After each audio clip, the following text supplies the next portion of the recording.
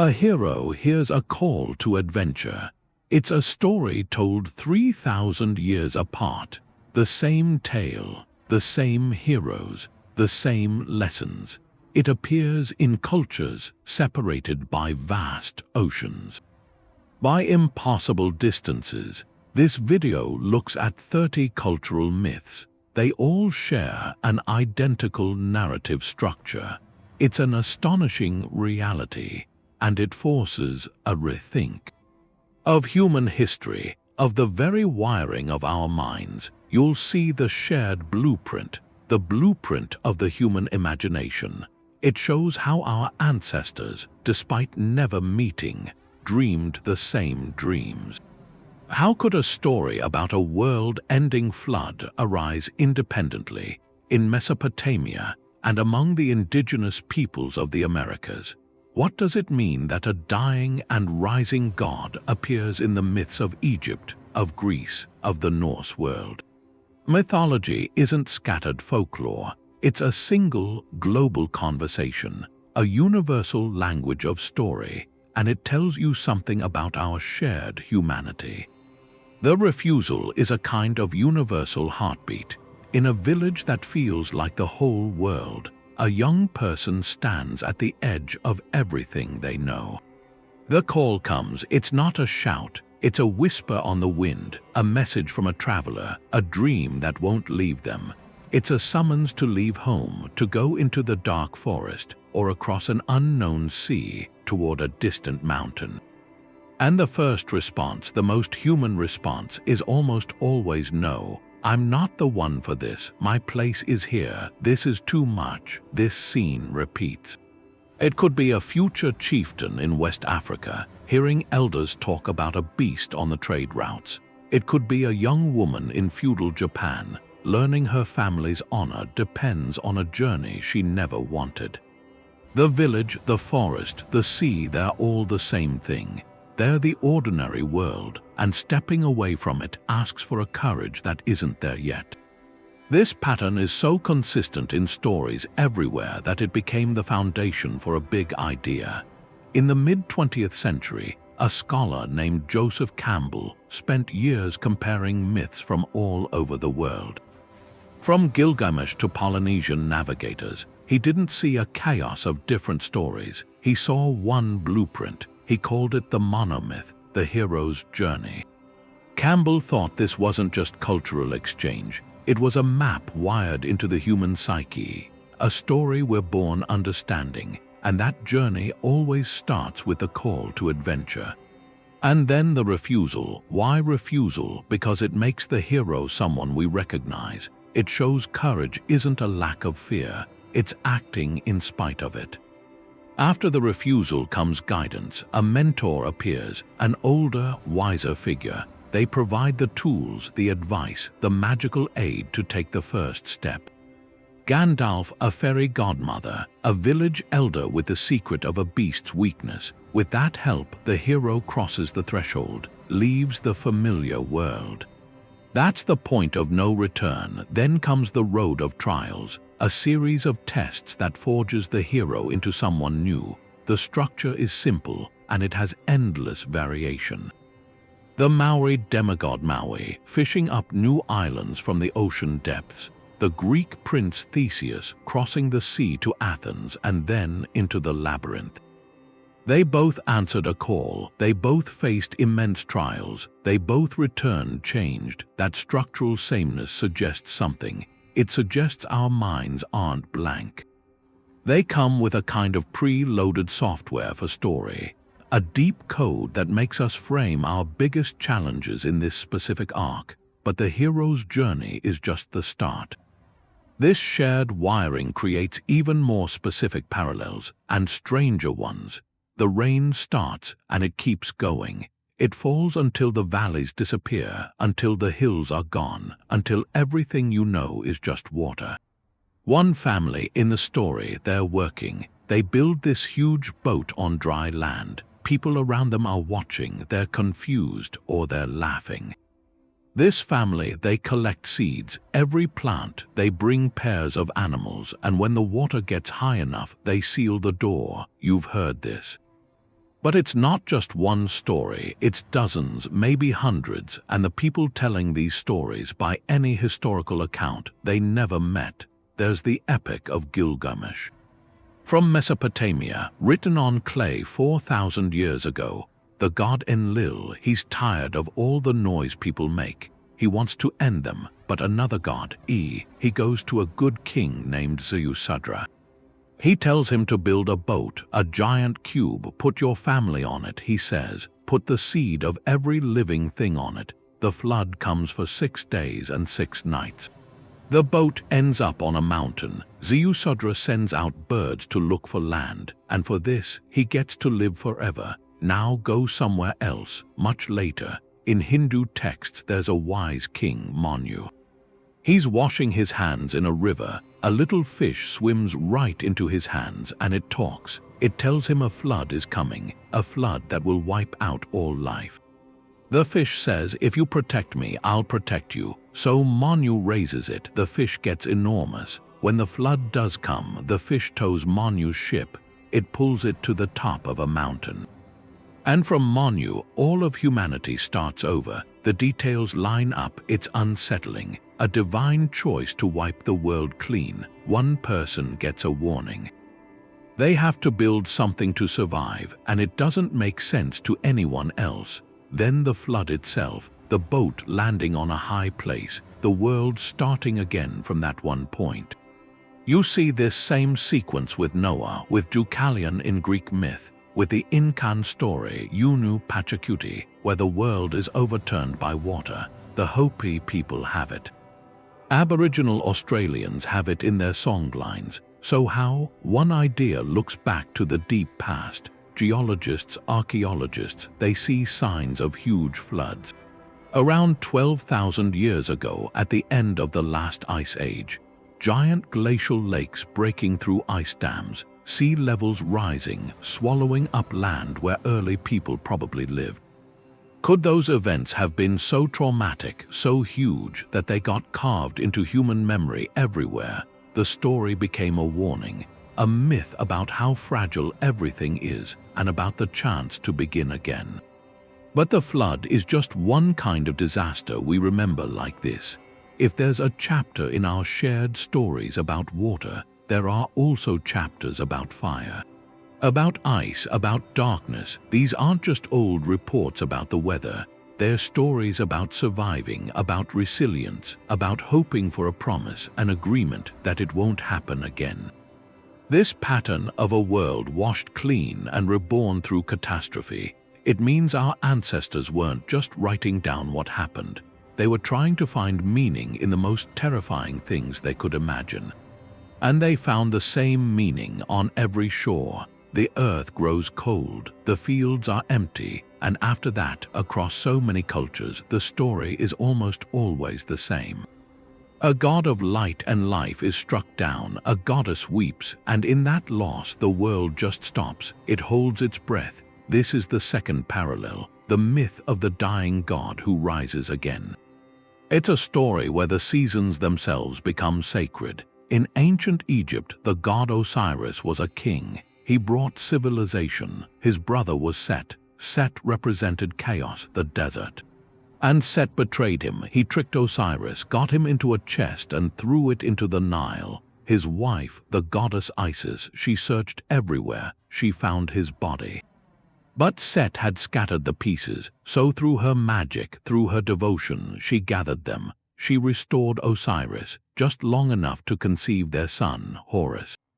Osiris didn't come back to the living, not really. He became the lord of the underworld, the judge of the dead, a symbol of life that continues just in another form. And his death, his revival each year, it was tied to the Nile, to the flood and the retreat. That was the heartbeat of everything for them. Then far to the north, in the Norse myths, the story echoes. But with a different chill, Balder the Beautiful, a god of light, of joy, of purity, he started having dreams, bad dreams, so his mother, Frigg, she went to everything in the world. Fire, iron, animals, stones, she got a promise from each one, a promise not to harm her son, and because they thought he was invulnerable, the gods made a game of it, throwing things at him. But Frigg had overlooked one plant, mistletoe. She thought it was too young to swear an oath. The trickster Loki, he saw that.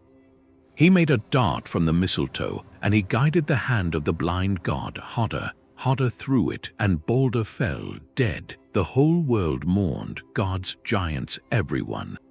They put his body on a ship and set it on fire. They tried to get him back from the land of the dead, but it failed. It didn't work, though there's a prophecy that Balder will return, but only after a great winter, a final battle, a new world. In Mesopotamia, there's Tammuz, a shepherd god, a fertility god. He dies every year, and his sister, his lover, Inanna, she's the queen of heaven. She descends into the underworld to bring him back. Her journey is perilous. She's stripped of her power at each gate. She succeeds, but the underworld has rules. It demands a substitute, so Tammuz returns to the world for part of the year. And his time in the underworld, it lines up with the summer drought, when the land just seems to die. Even the Greek god Dionysus fits this, the god of wine, of ecstasy. In some stories, he's torn apart by titans, and then he's reborn, and his worship promised something, a kind of life after death for his followers, a personal renewal. Like the vines coming back every spring, the structure is clear, a deity tied to vegetation, to light, to fertility, then a betrayal, a trick, some tragic accident that causes a fall. Then a period of descent, mourning, usually led by a goddess, and finally a return. Sometimes it's cyclical, sometimes it's just promised, but it restores balance. It lets life continue, and this wasn't just a story about crops. It was the human mind trying to grasp the biggest questions. Why does life have to end? Is death final? Can something come back? By wrapping that silence, the terror of winter, the scorch of summer, in a divine story, our ancestors found a pattern. They found a reason. The god dies so the world can live again. That story gave them a framework to understand their own losses, to hold onto hope in the deepest dark. That narrative of sacrifice and return, it's so powerful. It's embedded so deep that it touches a third theme, an even more fundamental one. It's the root of every hero's quest. Every flood myth, it's the primal story underneath all the others, the endless struggle between order and chaos. Before there was anything, there was just the deep. A dark ocean, no land, no light. That's how so many stories start, not with nothing, but with this living chaos. Something monstrous waiting, and creation. In these stories, it doesn't begin with speaking. It begins with a fight, a war, to carve order out of that first disorder. The Babylonians called that chaos Tiamat. She was the salt sea, a dragon of the abyss. Her other half was Apsu, the fresh water. Their mixing made the younger gods, but these new gods, they were loud. They disturbed the old quiet. Apsu wanted to destroy them to get back the silence. The younger gods found out. One of them, he acted first. He put Apsu to sleep and built his home on those still waters. That made Tiamat rage. She made an army of monsters, dragons with poison blood, to end the gods for good. The gods were terrified. No one would face her, until Marduk, E's son, he stepped up. He said he'd fight, but only if they made him their king after. They agreed. They gave him weapons, a lightning bow, a net held by the winds. He rode his storm chariot to meet her. He caught Tiamat in the net, drove a wind into her mouth so she couldn't close it, and shot an arrow into her heart. Then from her body he made the world. He split her in two. One half became the sky, the other he pinned down as the earth. Her eyes became the sources of the Tigris and Euphrates.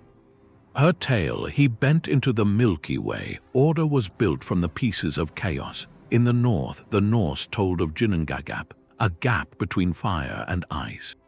Where they met, a giant formed from the dripping frost, Ymir. From him came the first frost giants. The gods, Odin and his brothers, they came later. They saw Ymir as a threat, pure chaos, so they fought him. They killed the giant, and from his body they built everything. His flesh became the earth. His blood, the seas, his bones, the mountains, his skull became the sky, held up by 4 dwarves. His brains they threw up to make the clouds. They used every part. The world was a monument to their win over the formless. In ancient India, the Rig Veda tells of Vritra, a great serpent coiled around the mountains. A dragon of drought holding back all the waters. The land was dry, dying. The god Indra, strengthened by a sacred drink, took his thunderbolt, the Vajra. He confronted Vritra. He struck the serpent, broke its coils. The waters were released, flowing down to feed the earth. Then life could begin. Here, chaos isn't the sea. It's the withholding of life itself, and order is the gift of rain, of rivers. Scholars call this the chaos camp, the chaos battle. It's a story pattern so strong it feels like a default. The structure is always there, a threatening form of disorder, often a dragon or a giant from the deep, a champion who takes on the fight, sometimes for a price. A huge battle with special weapons, a victory, and then the last crucial act, making the known world from the body of the defeated chaos.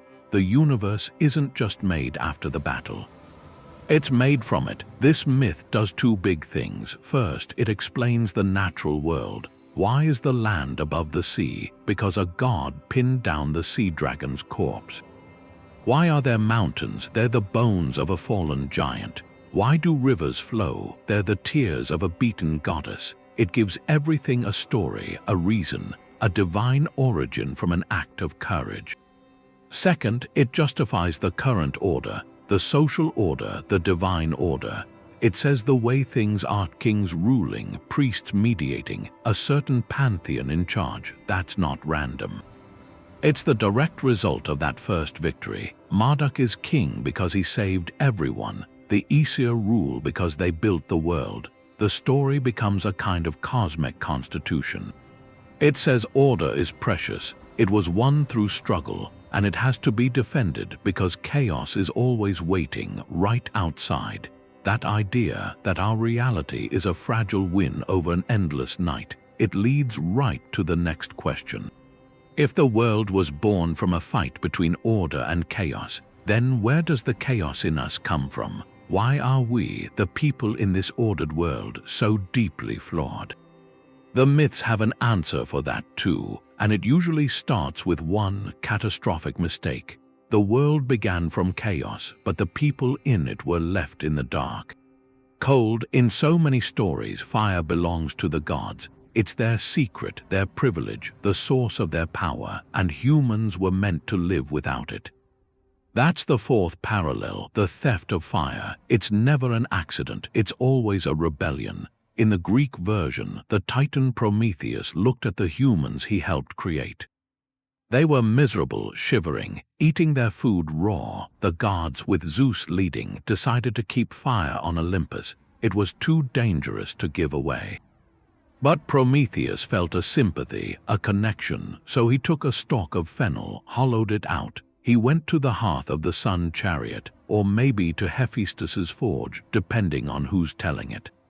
He stole a single coal, hid it in the stalk, brought it down to earth, and with that, everything changed. Fire meant warmth against the cold. It meant cooked food, which made people stronger.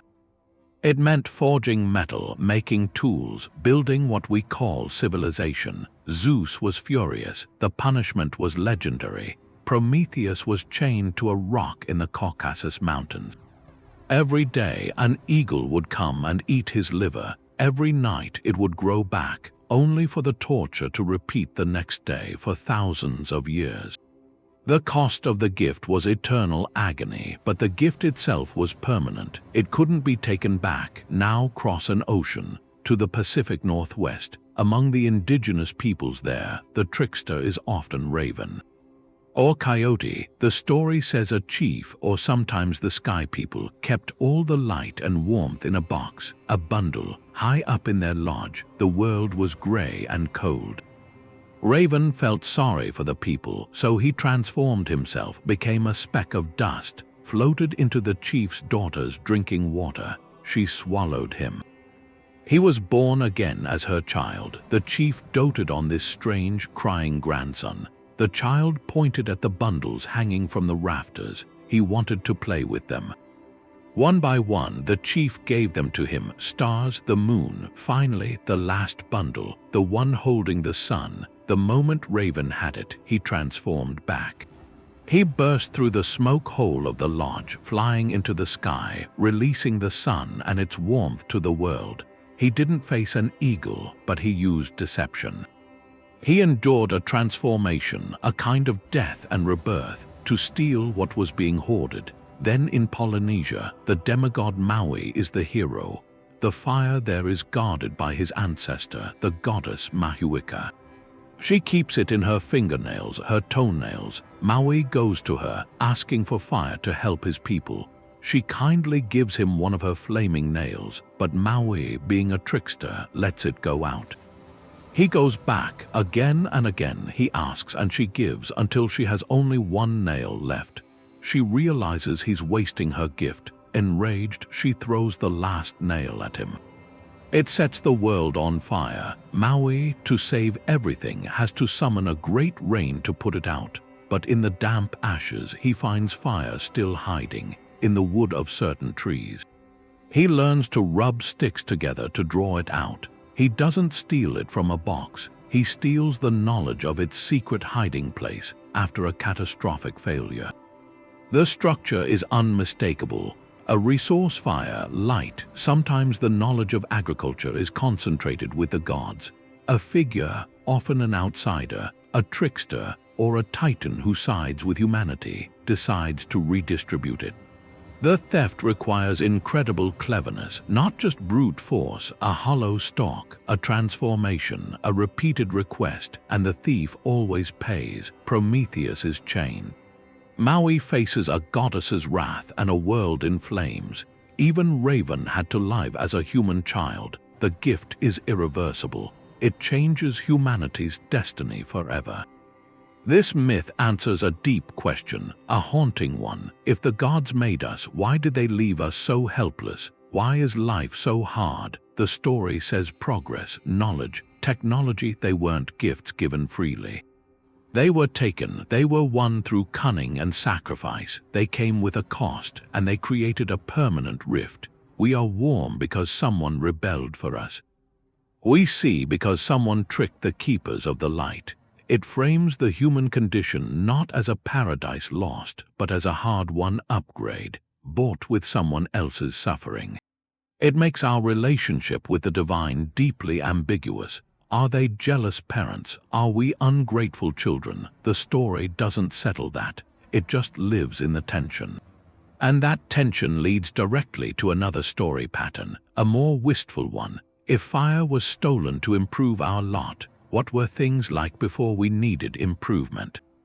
What was it like before the theft, before the rebellion, before the fall? The myths have a memory of that time too, a memory of a perfect beginning that somehow we managed to lose. That perfect beginning is remembered as an embrace, two figures locked together so tightly there's no room for anything else, the sky pressing down on the earth. Or the earth holding up the sky. In this telling, creation doesn't start with a fight. It starts with a closeness so complete it becomes a prison, and life can only begin when that embrace is broken. When the world's parents are forced apart, in the Greek version it was Gaia, the earth, and Uranus, the sky. They were the first things. They loved each other, but their love was smothering. Their children, the Titans, the Cyclopes, the hundred-handed giants, were born into the tiny space between them. They couldn't move. They lived in perpetual shadow, crushed by their father's weight. Uranus hated them, feared them, and pushed them back into the dark body of the earth. Gaia groaned in pain. She made a great sickle of adamant and went to her children. Who would free her? Only the youngest Titan, Cronus, had the nerve. He lay in wait, and when Uranus came to lie with Gaia again, Cronus reached out with the sickle and severed his father from his mother. The sky recoiled, rising up in agony, and that created the vast, open air between them. light flooded in, the children could breathe, they could move. But the cost was a wound that never healed. The sky and the earth, once one, were now forever separate, longing for a union they could never have again. This same story is told on the other side of the planet. In Maori tradition, the parents are Rangi, the Sky Father, and Papa, the Earth Mother. They clung to each other in a loving embrace. Their children, the first gods, were born into the darkness between them. They lived in a world without light, without sound, cramped and cold. They debated for a long time. What should be done? One god suggested they kill their parents, but Tain, the god of forests and birds, had another idea: separation, not destruction. He placed his head against his mother, Papa, and his feet against his father, Rangi, and began to push. He pushed with a strength born of desperation. His muscles strained, the sinews of the parents stretched and groaned. With a final, terrible, rending cry, they were forced apart. Light streamed in. The children saw each other for the first time, but the sound of that separation was the first sound of grief. Rangi, above, wept, and his tears became the rain. Papa, below, sighed, and her warm breath rose as the mist. Their sorrow is a permanent part of the world they made space for. The ancient Egyptians saw it too, but with a gentler touch. There was Shu, the god of air. His children were Nut, the sky goddess, arched above, and Jeb, the earth god, lying below. In the beginning, Nut and Jeb were entwined. There was no space for anything to live, so Shu, the air, stepped between them. He lifted Nut high above, creating the atmosphere. He pinned Jeb beneath, creating the land. Shu did not wield a sickle. He was the separation itself, the empty space that allows life to breathe. Yet even here you can see the longing. In art, Nut is often shown as a woman arched over Jeb, her body dotted with stars, her fingertips and toes just barely touching the earth at the horizons, as if she is forever reaching for him. The structure of this myth is simple. First, a state of undifferentiated unity, a cosmic egg or a pair in eternal embrace. Then, the birth of children who represent potential but who are trapped. Next, the catalyst, often a child who can't bear the confinement. The act of separation itself, which is always described as violent, painful, a rending of the cosmic fabric. And finally, the result, the creation of the world as we know it, the air, the light, the space for mountains and rivers and humanity, but also the eternal consequence. The sky is far away because it was pushed there. The rain is the sky father's tears. The mist is the earth mother's sigh. This story answers a childlike question with deep emotional truth. Why is the sky up there? Because it was pushed. Why does it rain? Because the sky is crying for the earth. It gives the universe a family history, one marked by both necessity and regret. It introduces a theme that echoes through all mythology: generational conflict.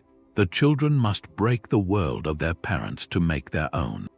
Order, in this case the order of a livable world, is established through an act that is also a kind of rebellion, a kind of trauma.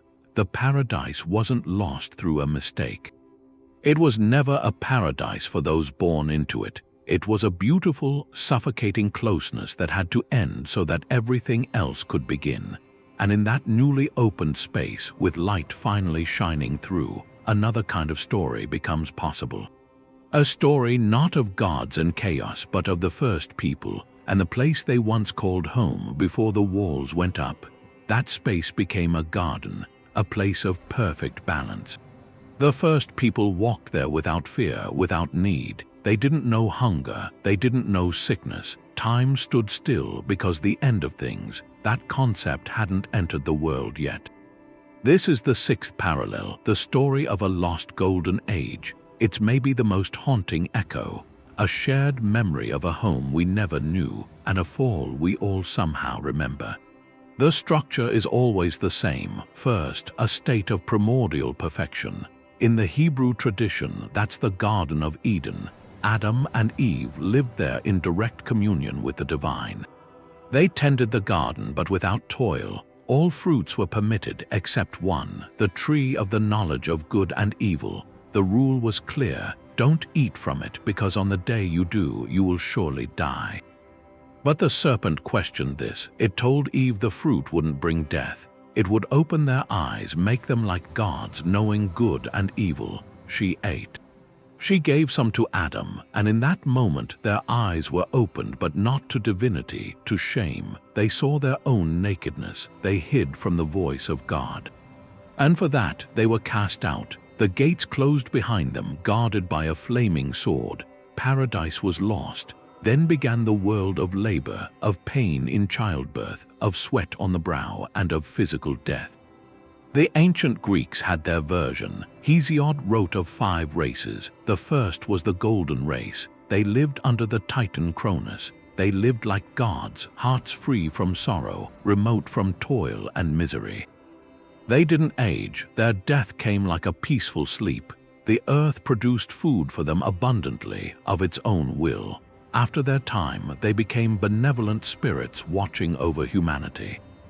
But after them came the Silver Race, then the Bronze, then the Age of Heroes, finally the Iron Age, our age, marked by hardship, strife, and decay. It was a step-by-step fall from grace, starting with that perfect generation. Hindu cosmology sees time as cyclical 4 yugas. The first and greatest is the Satya Yuga, the age of truth. Humanity was virtuous, pure, spiritually powerful. No need for governments or laws, because everyone naturally followed Dharma, the cosmic order. People lived for thousands of years in perfect health. No hatred, no envy, no sorrow. But as the cycle turns, virtue slowly leaks from the world. The Satya Yuga gives way to the Treta Yuga, then the Devapara Yuga, and finally our age, the Kali Yuga, an age of conflict, ignorance, short lifespans. The loss is built into the turning of the wheel. The Aztecs spoke of the 5 suns, 5 world ages created and destroyed. The first was the sun of earth. Giants roamed the land, living on wild fruits and roots, a peaceful, abundant era, but that world was destroyed by jaguars. The giants were devoured. Each later age ended in a different catastrophe: wind, fire, water, until the 5th and current sun, the sun of movement, which will end in earthquakes. Each age begins with hope and perfection, and ends because of a flaw, an imbalance, a transgression. So why does this story appear everywhere? It tackles the most painful question. If we can imagine perfection, a world without suffering, why is our reality so far from it? The myth gives an answer, comforting and tragic. It says we weren't made for this. We were made for something better, and we lost it. The fault lies in a single mistake, a broken command, a taste of forbidden knowledge, an act of pride. This narrative does a kind of psychological work. It externalizes our internal sense of inadequacy, our longing for a simpler time. It creates a reason for suffering that isn't random. It was caused, and in being caused, it can be understood. The story also draws a crucial boundary, the line between human and divine. In Eden, eating the fruit was an attempt to cross that line. In Greece, the Golden Age was under the older order of the Titans. The loss of paradise is the moment humanity accepts its limits, its mortality, its separation from the timeless realm of the gods. But that separation isn't the end. If the myths tell us we fell from grace, they also start to ask a new question.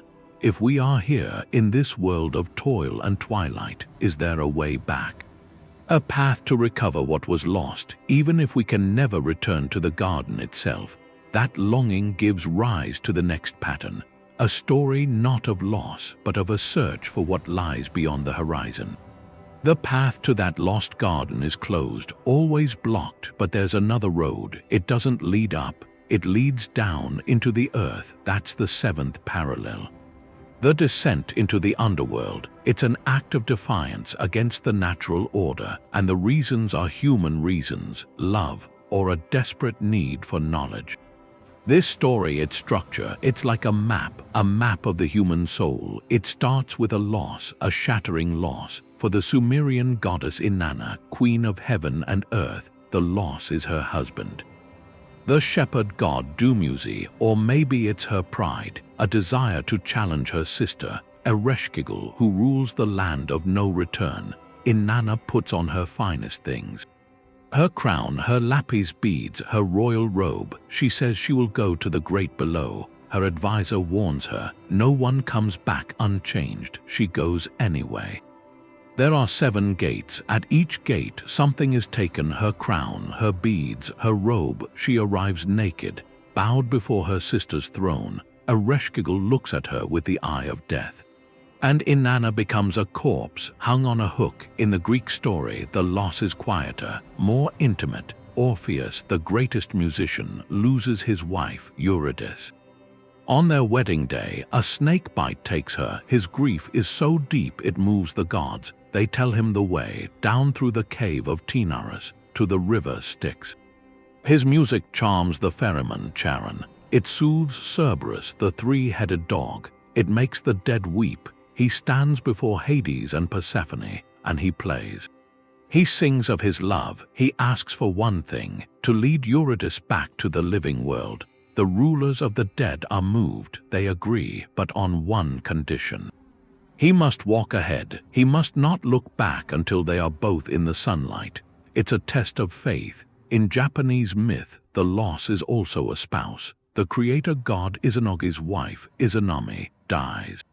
Giving birth to the god of fire, Izanagi's grief turns to rage. He kills the fire child, but his longing stays. He decides to go to Yomi, the land of the dead.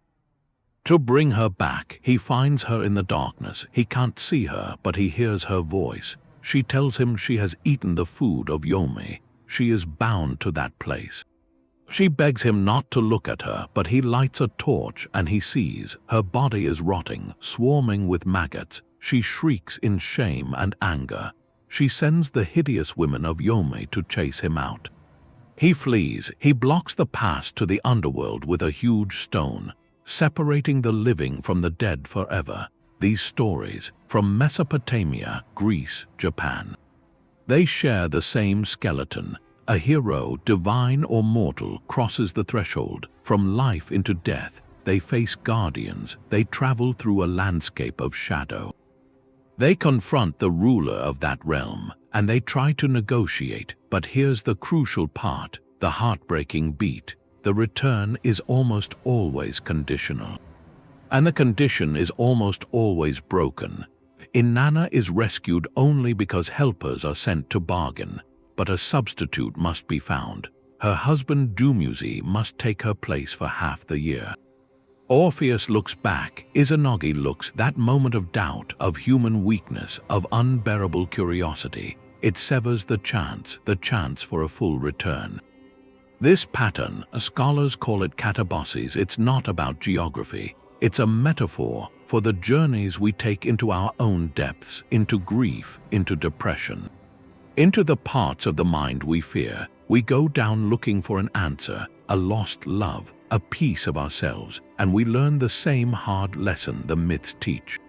You can't go into the darkness and come back unchanged. You can't confront loss, that finality, and expect everything to be as it was. Something is always left behind. Something is always traded. That trade, that sacrifice for knowledge, it leads to the next step, the logical next question. If you can't bring a person back from the land of the dead, what can you bring? What object, what secret, what power could be retrieved from that shadowy place to aid the living? That question gives rise to an 8th story, a universal tale. The quest not for a person but for a thing of impossible power. A treasure hidden at the world's end, guarded by monsters, waiting for a hero brave enough to face the ultimate test. The thing he's after isn't gold. It's a plant, a thorny one. It grows at the bottom of the sea. Gilgamesh is the king of Uruk. He's seen death now. His friend Enkidu died. And that brought a new feeling, terror, his own end. So he leaves. He crosses the waters of death. finds Utnapishtim, the man who survived the flood, the one who lives forever. And Utnapishtim tells him about this plant, the plant that gives back youth. Gilgamesh ties stones to his feet, sinks down, plucks it from the deep. He's got it. In his hands the answer, but on the way home he stops to bathe. A serpent catches the sweet smell, slithers from its hole, takes it. Gilgamesh weeps. He crossed the world, faced every danger, held immortality, and lost it to a simple, hungry creature. The quest ends not with triumph, with a quiet lesson. A devastating one. He goes back to Uruk with nothing, but he's changed. He didn't conquer death. He finally understood the value of the city he built. The legacy he'll leave. The object was a test, and failing it was the education. Then, centuries later, a different place, a different company, King Arthur's knights. Their quest is for the Holy Grail, not a plant, a cup, the cup from the Last Supper, said to hold divine grace, to heal the wounded land. The knight Galahad, pure of heart, he's the only one worthy to truly see it. The quest fractures the round table. Knights go into enchanted forests, face spiritual trials, battle their own demons. Most fail, distracted by earthly battles. By pride, the Grail appears only to a few, and even then it isn't brought back, not as a trophy. Galahad has a vision of divine mystery, then he passes from this world. The Grail ascends to heaven, the quest ends. It leaves the kingdom diminished, not restored. The knights are scattered, the fellowship broken. The object wasn't meant to be possessed. It was meant to be sought. The value was in the purification of the seeker, not in securing the prize or in the Celtic tradition. The object is often a cauldron. The cauldron of Dagda never runs empty. The cauldron of Ceridwen holds the brew of inspiration, wisdom, vessels of endless plenty, transformative knowledge. To get them, heroes journey to the otherworld, a realm of magic and danger. They must outwit guardians, gods or giants. There's a Welsh tale, Bran the Blessed. His cauldron can restore the dead to life, but they return unable to speak. It's a power with a cost, a profound one. The object gives, but it also takes something away. Something essential. That's the parallel. The eighth one, the quest for the talisman. It's a precise blueprint. First, a profound lack, a king's fear of death. A land with a spiritual wound, a community facing famine. Then, the revelation. There exists an object that can fix this, a plant, a cup, a cauldron. Always distant, always guarded, always otherworldly, the hero or the party assembles. They cross impossible geographies, wastelands, dark forests, symbolic rivers. They face guardians, not just physical threats, embodiments of temptation or despair. They acquire the object through courage, purity, cunning, and then the final beat. The crucial one, the return, is bittersweet. The object is frequently lost, like Gilgamesh's plant, or it can't be brought back to the ordinary world. Like the Grail, or its power has a terrible caveat. Like the silent warriors, the quest rarely ends with a simple fix, because the myth is telling us something. About desire itself, the object represents our deepest yearning for immortality, for wholeness, for perfect understanding, and the myth says that yearning can't be permanently satisfied. By a thing, the real transformation happened on the road, in the striving, in the facing of trials. The object was the goal that made the journey necessary. But the journey itself was the point. This framework explores mortality, not by denying it, by sending a hero to chase its cure, only to learn the chase is what gives life meaning. It values community, shows how a shared quest can define a group, even as it may scatter them, and it speaks to fulfillment, the elusive nature of it. That what we seek outside ourselves often leads us back to a deeper truth within. This pattern, a clever journey for an impossible prize, it finds its most playful expression in the stories of the ultimate rule breaker, the character who turns the whole heroic structure on its head, the trickster, the hero on the noble quest looking for the talisman. That's one kind of figure, but there's another, the ninth parallel, the culture hero. Their theft isn't a single object, it's civilization itself. They see humanity living in a raw state. Eating berries, grunting in the dark, no way to heal sickness, to grow food, and they decide to change everything. They bring the gifts that build a world. Not through conquest, but instruction, or through outright theft from the gods. Prometheus is the famous example, but his story goes beyond fire. In some versions, he taught humanity astronomy, mathematics, the art of writing, how to build houses, how to sail ships. He gave them the means to interpret dreams, to read omens. He didn't just hand them a flame. He handed them the entire toolkit for thought, for society, for progress. His rebellion was comprehensive. He stole the very seeds of knowledge from the Olympian storehouse and planted them in the human mind. His punishment, the eternal agony, was the price for that theft, that grand foundational theft. He made us more than animals, and for that he was chained to the rock. Then you have West Africa, the Dogon people of Mali. Their culture hero is Nomo, a primordial being, a master of water, a teacher. After the creation, Nomo was sacrificed. Dismembered, his body scattered to fertilize the earth, but he was resurrected, and he descended from the sky in an ark with the ancestors of humanity. This ark contained all the principles of civilization. Nomo taught people how to speak, how to weave, how to work iron, to practice agriculture, the complex knowledge of astronomy they're known for. He didn't rebel, he was an emissary, a divine gift, but the function is identical. He is the bridge between the raw potential of creation and the ordered reality of human culture.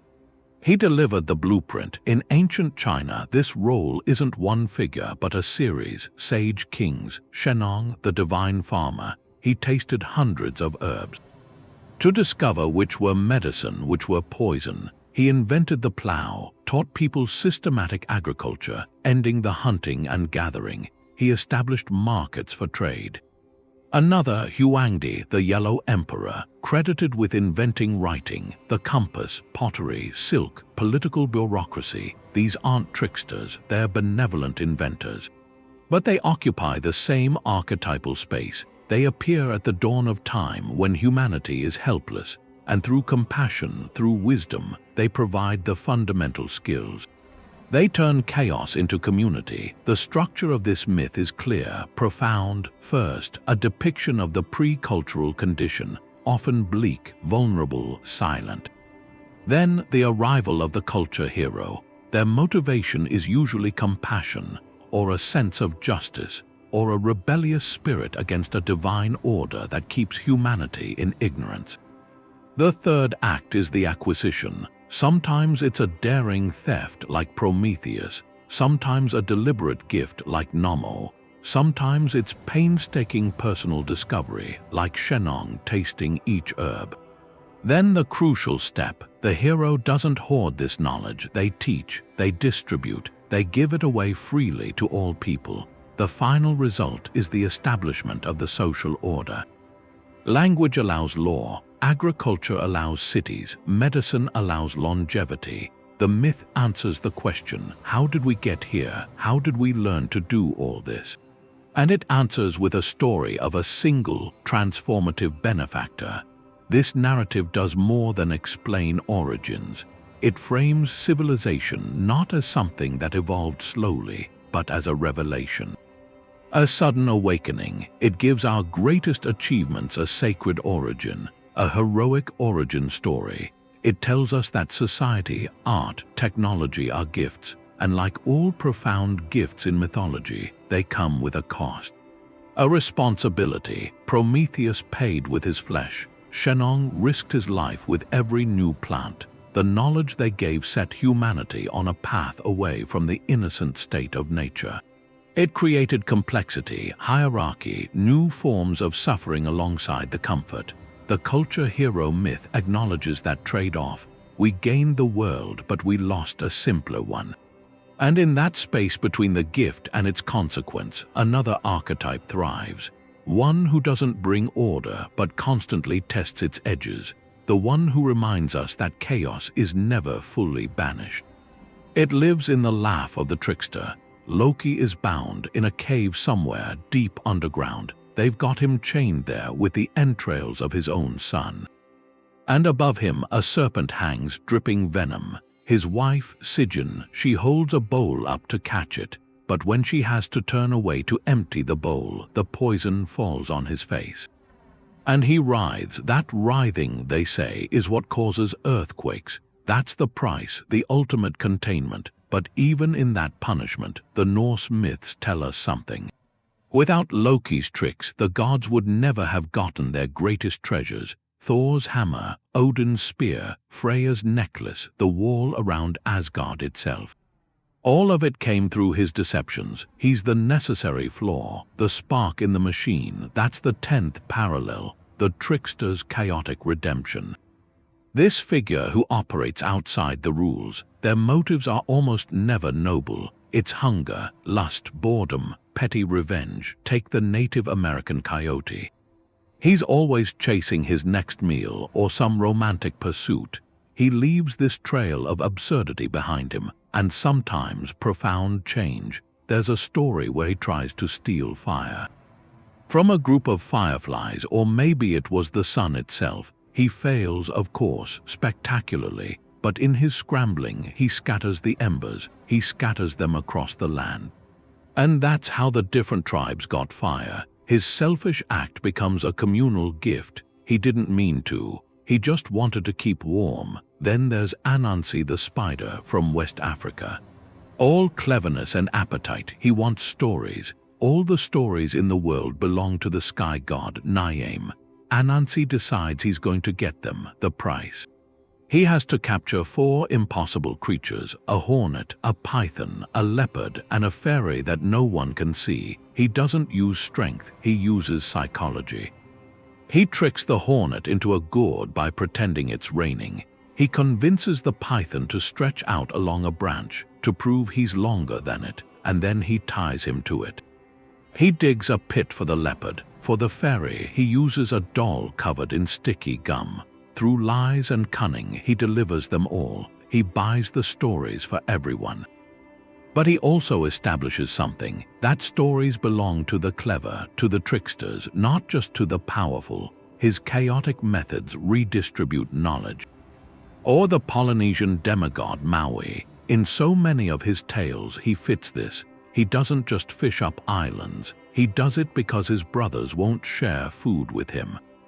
He slows the sun because his mother complains there isn't enough daylight to dry her cloth. His actions are rooted in personal grievance or a desire to show off. And yet the results shape the world. The snared sun creates the rhythm of day and night. The fished-up islands become homes. His chaos is creative. It's literally world-building. The structure of this myth is a kind of beautiful mess. It starts with a stable order, often a smug one. The gods have their things. The world works a certain way. Then the trickster enters, an outsider by nature. They see a rule and instinctively want to bend it, not for a grand cause, for a laugh, a meal, a bit of fun. Then comes the series of schemes. These aren't heroic trials. They're cons, pranks, deceptions. They're morally ambiguous, often cruel. Loki cuts off a goddess's hair for no reason. Coyote tricks someone out of their eyes, but then the third act, the unintended consequence. This is the heart of it. The trickster's selfish action ripples through reality. And it creates something permanent, something vital. Loki's mischief leads to the forging of Thor's hammer, the one weapon that will defend Asgard at the final battle. Coyote's greed scatters the stars into constellations. Anansi's hunger for stories liberates them for all humanity. The chaos doesn't just destroy, it generates new forms. And finally, the containment. The universe can't tolerate pure, unchecked chaos, so the trickster is always, eventually, bound. Loki ends up in the cave. Coyote is often killed, only to come back later. Their energy is integrated but limited. They become part of the balance, not the hero, not the villain. The essential wild card. This myth acknowledges a profound duality. That order by itself is sterile. It needs the spark of chaos to innovate, to adapt. To create, the trickster is the embodiment of chance, of accident, of creative destruction. They represent that part of the human spirit that questions, that plays, that breaks things just to see how they work. They remind us that not all progress comes from noble intention. Sometimes it comes from a selfish spider who wants all the stories for himself and accidentally gives them to everyone. That understanding of duality, of balance between opposing forces, it leads to a final pattern. If the trickster shows chaos within order, there's another myth.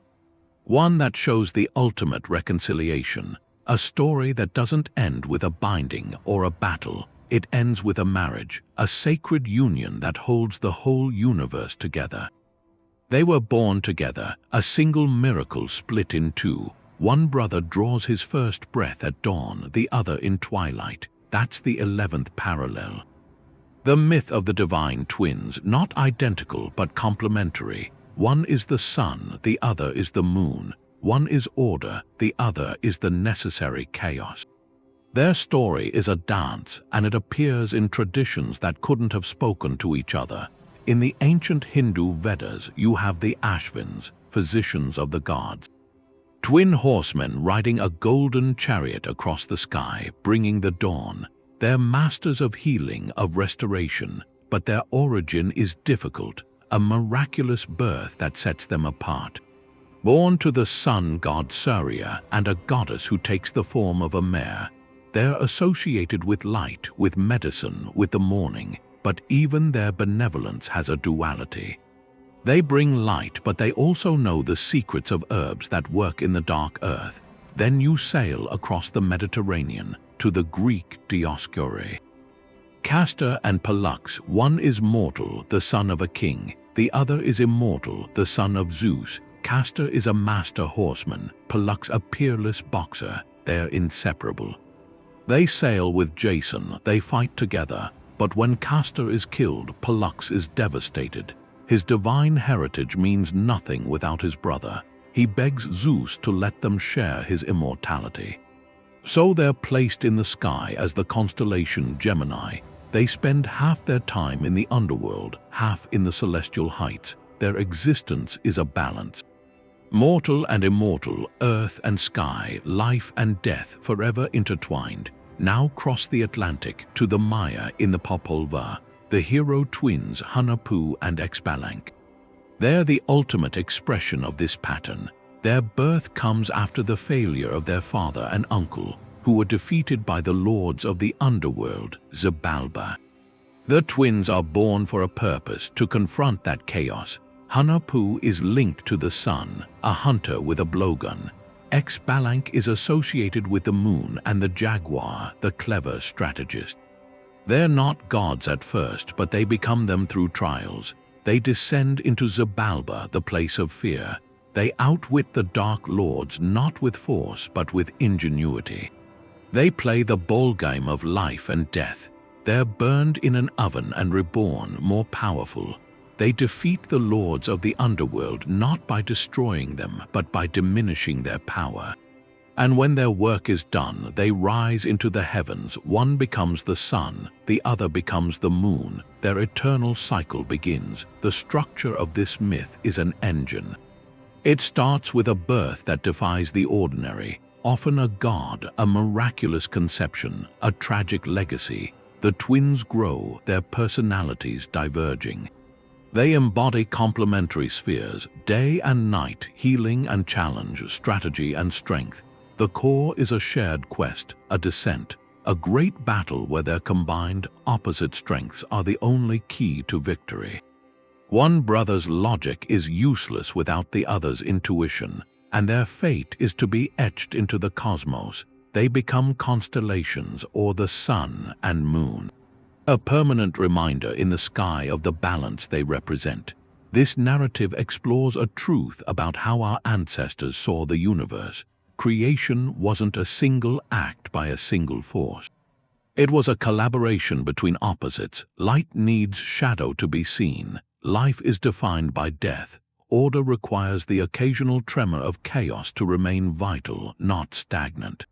The twins myth resolves the tension of the trickster by making chaos a partner, a brother, an essential half of a sacred whole. It says the cosmos is not a monarchy but a partnership. And if the sky holds this eternal partnership of light and shadow, it makes sense our ancestors would look up and see not just impersonal lights but characters. Beings with personalities, with dramas, with loves and losses. This personification of the celestial gives rise to the next layer of myth. For if the sun and moon are brothers in one story, in another they are lovers. Forever chasing, forever missing one another in an endless dance. The sky was a stage, a story about longing. In cultures that never shared maps, people looked up and saw the same thing.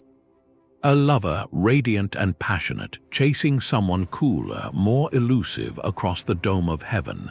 That's the myth, the celestial lovers. It takes the most predictable event, the sun rising, the moon setting, and fills it with heartbreak. With a desire you can feel in your bones. Inuit tradition has Malina, the sun goddess, and her brother Anningen, the moon god. They lived together in the same lodge. But a quarrel happened, a conflict so sharp it forced them apart. Malina fled into the sky. Anningen followed her, consumed by regret or maybe a different kind of need.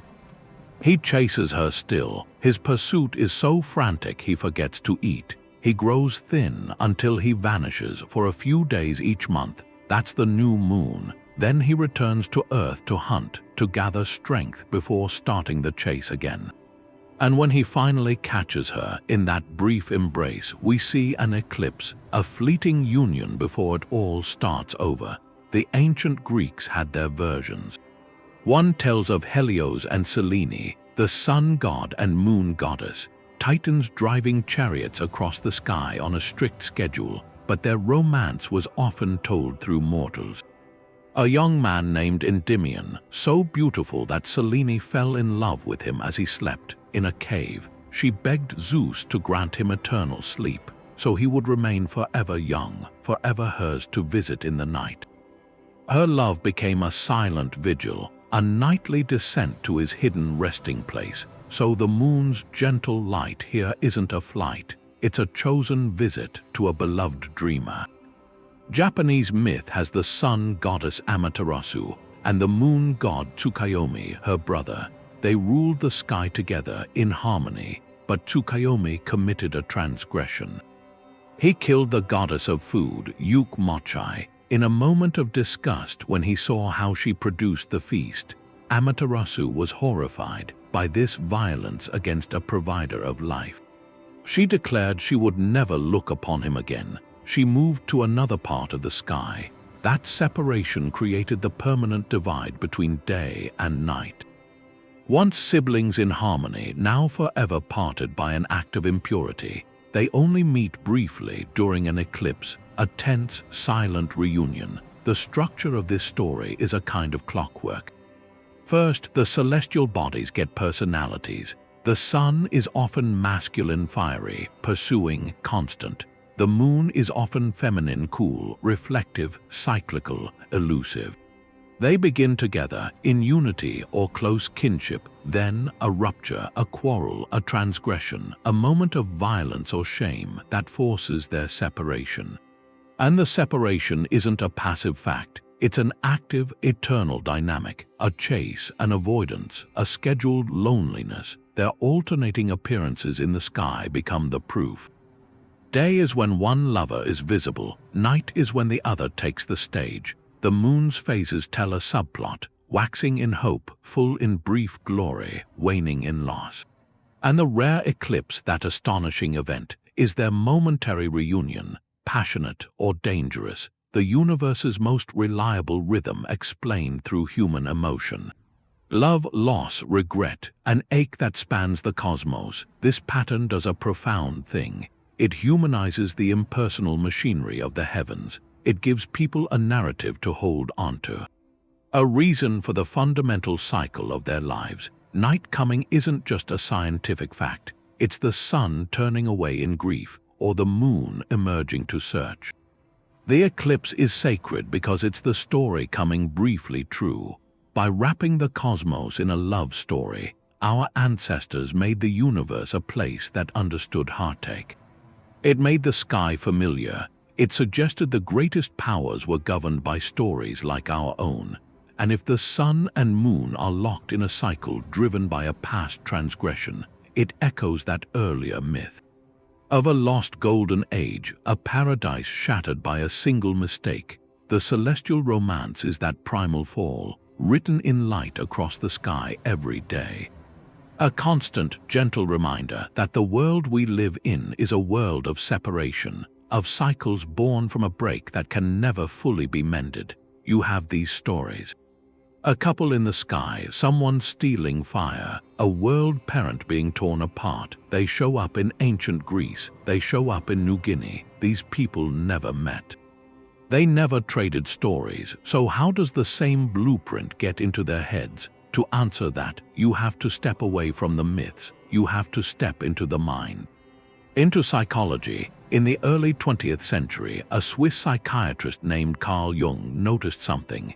He was a student of Freud. He was focused on the personal unconscious, the memories and desires unique to each person. But Jung kept seeing symbols in his patients' dreams, symbols that didn't come from their personal lives, images of great floods, wise old men, magical trees, terrible mothers, and these images matched symbols he found in ancient alchemical texts, in myths from cultures his patients had never heard of. This led Jung to a radical idea. He suggested that beneath the personal unconscious, there's a deeper layer. He called it the collective unconscious. Think of it not as a personal attic of memories. Think of it as the inherited foundation of the house itself, a psychic inheritance shared by all of humanity, built up over the vast span of our species' existence. It's not filled with personal memories, it's filled with predispositions, latent patterns of thought and feeling, and the contents of this collective unconscious Jung called archetypes.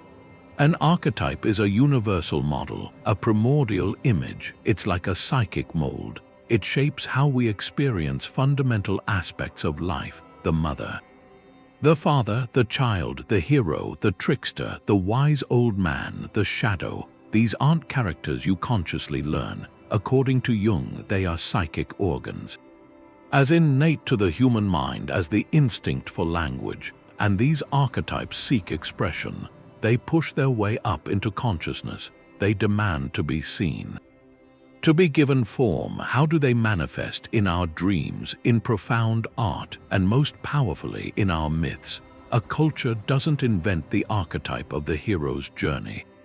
That structure already exists deep in the psychic soil. The storyteller, the shaman, the poet, they tap into that shared well. They give the archetype a local face, a local landscape. They dress the hero in furs or in silks.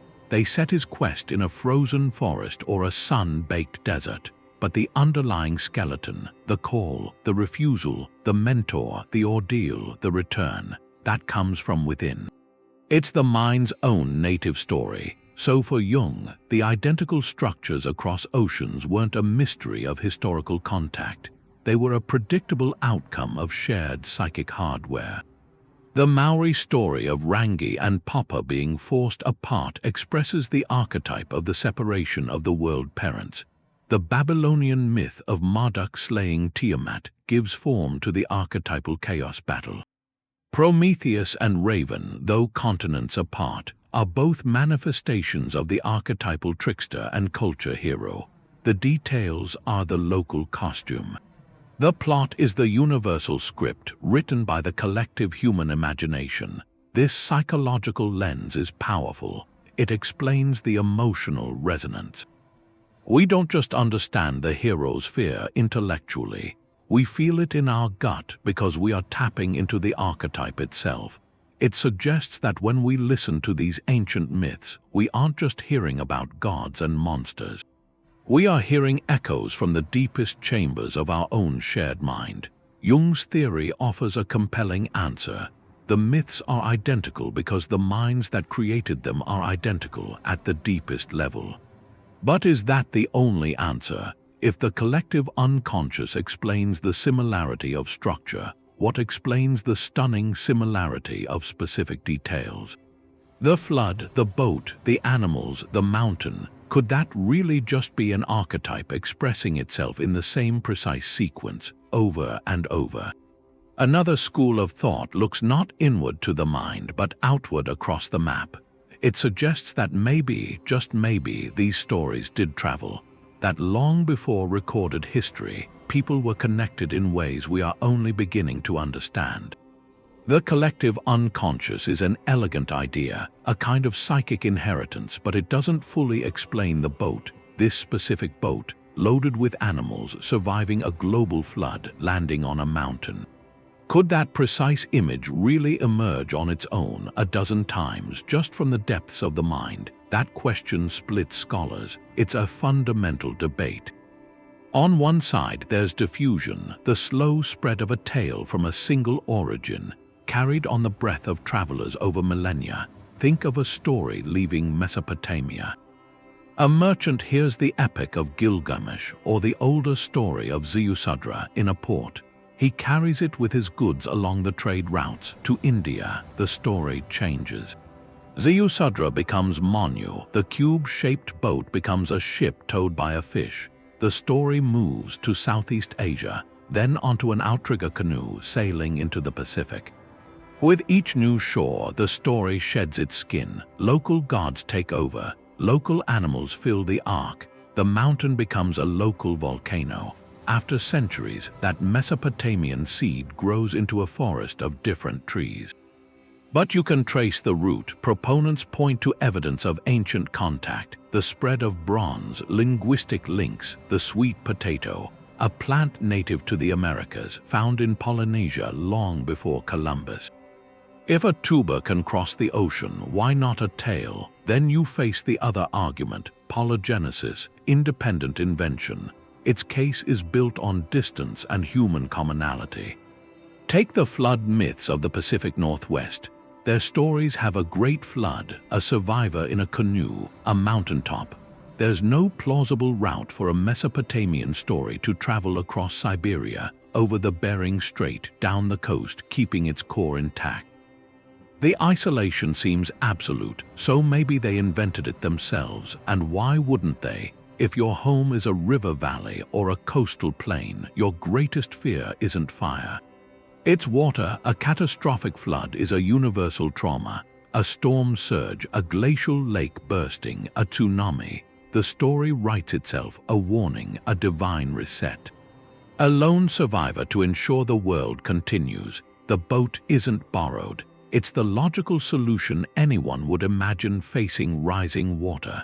This applies to other parallels. The dying and rising god. Every agricultural society watches the same cycle. The green life dies in winter or the dry season. It lies buried, then it returns. Is it any wonder they all crafted a story about a god who embodies that cycle? The story isn't transmitted. It's observed directly from the earth. The human mind facing the same fundamental experiences, the terror of a storm, the mystery of death, the joy of a harvest reaches for similar shapes to make sense of it. The hero's journey might be less a psychic archetype and more the universal structure of any difficult undertaking, leaving home, facing trials, returning wiser. Every culture has that, so which is it? Did our myths travel the world, or were they born separately in countless hearts? The tension between diffusion and invention is the engine. It shows the incredible reach of ancient humans and the incredible consistency of the human imagination. But this debate might overlook something older. Something predating boats, predating agriculture, predating maybe even language itself. A possibility that lies not in history or psychology, but in a memory so deep it feels like a dream of the world before the world we know. The firelight in those caves, it wasn't just light, it held things, memories. People gathered there during the long winters, the ice outside, and stories formed. Not written, they were rhythms, gestures, images painted on the walls with ochre. Then the ice retreated, and those small groups of people, they moved. They followed the herds, they crossed land bridges, they sailed coastlines, and they took everything with them, their tools, their language, their stories. That's the idea, the Paleolithic continuity hypothesis. It says the deepest parts of our myths aren't thousands of years old, they're tens of thousands. They start in the Upper Paleolithic, the time of the cave painters, and those stories were carried in the oral traditions of the first human migrations. Out of Africa, across the world, so imagine a story told by a fire in what's now southern France, 20,000 years ago, a story about a powerful feminine spirit. Of the earth, of the animals, that story travels, a daughter carries it east. Generations later, her descendants go into Siberia. The story adapts, the spirit becomes a mistress of the forest. More generations, some cross the land bridge into the Americas. The story transforms again. The spirit becomes a goddess of corn or of the buffalo, but the core remains. That archetype, a life-giving, sometimes fearsome, feminine power, that's what they look for, not identical plots, identical deep characters. The great goddess is one. You see her in the Venus figurines from Europe to Siberia. You see her in the Earth Mother goddesses later, Ishtar, Demeter, Pachamama. The theory asks, could this be one figure? One ancient figure, fractured by time and distance but still recognizable. The evidence isn't in texts, it's in older things, the cave art itself, the handprints. The hybrid creatures, part human, part animal. Those images suggest shamanic practices, a journey into a spirit world. Now look at Siberian shamans. They speak of climbing a world tree to reach other realms. Then look at Native American tribes. Medicine men ascend a sacred pole or a mountain to commune with spirits. The parallels are specific, too specific to be coincidence. They suggest a shared heritage, a narrative technology for the unseen, from a time when all our ancestors were hunters and gatherers, their lives tied to animal migrations. To the turning of the seasons, this hypothesis reframes the mystery. It doesn't choose between psychology and diffusion. It proposes something older. That before the great civilizations, before agriculture, there was a shared mythological substrate, a common story kit, carried by the first explorers of the planet. These stories were the most valuable cargo. They explained the stars for navigation. They held the rules for hunting and sharing. They contained the rituals for birth. For honoring the dead, they were the cultural DNA of humanity's first diaspora. And like genes, they mutated. They adapted to new landscapes. A story about a mammoth hunt in Europe might become a story about hunting the great bison on the plains. But the structure, the peril, the cooperation, the thanksgiving, that could remain. The scope is breathtaking. It means when you listen to a myth from an Australian Aboriginal elder about the Dreamtime, and you hear echoes of a story from a Greek epic, you might not be hearing two independent inventions. You might be hearing two distant branches of the same ancient tree. A story that was old when the pyramids were new. It suggests our oldest stories are heirlooms from the Ice Age, preserved not in clay or stone, but in the most durable medium. The human voice passed from parent to child across hundreds of generations. This continuity speaks to a truth. We are not just story-telling animals. We are story-carrying animals. Our myths are our oldest luggage, and if that's true, then the most universal myth of all, the one found in virtually every culture, must be the oldest luggage of all. The story of how everything began. She is the ground, the soil that gives you grain, the mountain where rivers start, the place life comes from. That's the 14th parallel, the great goddess. She isn't a character in some story. She's the stage, the source. Her story isn't a quest. It's a cycle: birth, nurturing, loss, and then return. Always that return. In ancient Anatolia, she was Cybele, mother of the mountains. Her priests did these ecstatic rites. That wildness was a mirror of the earth she was. She wore a crown of city walls. So she wasn't just raw nature. She was the foundation civilization was built on. The land's fertility came from her. The king's right to rule came from her. To be sovereign meant you were wedded to her power. The Greeks knew her in two ways. First as Gaia, the primordial earth. She came from the void at the very beginning. The first mother, she gave birth to the sky, the seas, the titans. She was the original source, the deep, patient presence everything else unfolded from. Later, they knew her as Demeter, goddess of the grain. Her story is the cycle itself. Her daughter Persephone gets taken to the underworld. Demeter's grief is so deep she withdraws her blessing. The earth goes barren, a global winter of the soul. Only when a compromise is reached, when Persephone comes back for part of each year, does life bloom again. This isn't about a hero winning. It's the earth expressing a mother's love and loss, and in that emotional truth, explaining the seasons.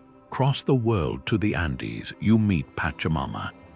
She's not a distant myth, she's a daily presence, the Earth Mother. You give her offerings of coca leaves, you thank her before a planting. Her body is the fields that feed the community. Harm the land without respect, you offend her directly. Her sovereignty is immediate, it's the dirt on your hands. In the Hindu tradition, this energy is Divi. The great goddess, all the goddesses in one, the supreme feminine power. She manifests as Parvati, the nurturing mother, as Lakshmi, goddess of prosperity and fortune, and as Durga or Kali, the fierce warrior who destroys demons to restore balance. Here, the great goddess holds the whole cycle, creation, preservation, and destruction. The source of life, its protector, and the force that recycles it, all one concept. Her narrative structure is always a circle, never a line. It revolves around fertility. The land's fertility and people's fertility. She's tied to animals, often shown with lions like Cybele, or snakes for regeneration. She is the vegetation that dies and is reborn. And crucially, she is sovereignty. A king's right to rule was often seen as a divine marriage to the land goddess. The health of the kingdom reflected the health of that relationship. This points to an ancient, nearly universal worldview, one that saw the earth not as a resource but as a sacred, living mother, a being with its own agency and will. This powerful figure exists in tension with the newer, patriarchal sky gods, the Zeus figures, the thunderers ruling from above. Many creation myths are, at their heart, about that relationship.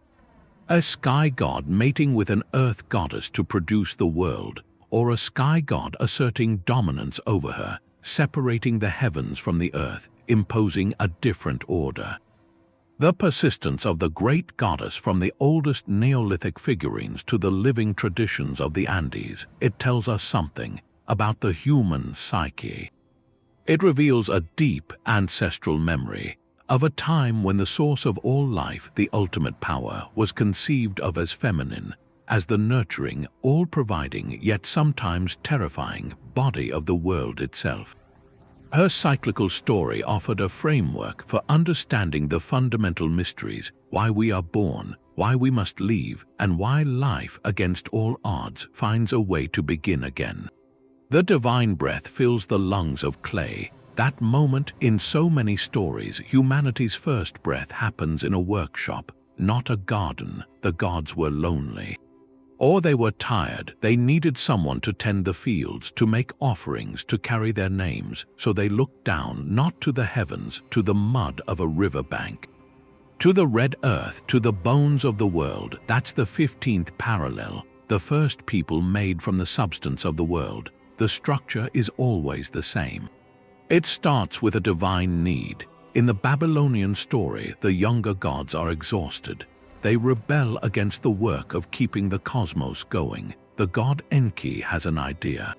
Create a being to carry the burden. They take the blood of a slain god, Kingu. They mix it with clay. From that blend, divine and earthly, they fashioned the first humans. Our substance in that story is part rebellion, part earth, part sacrifice. We come from a cosmic compromise. In the Hebrew tradition, the need is different.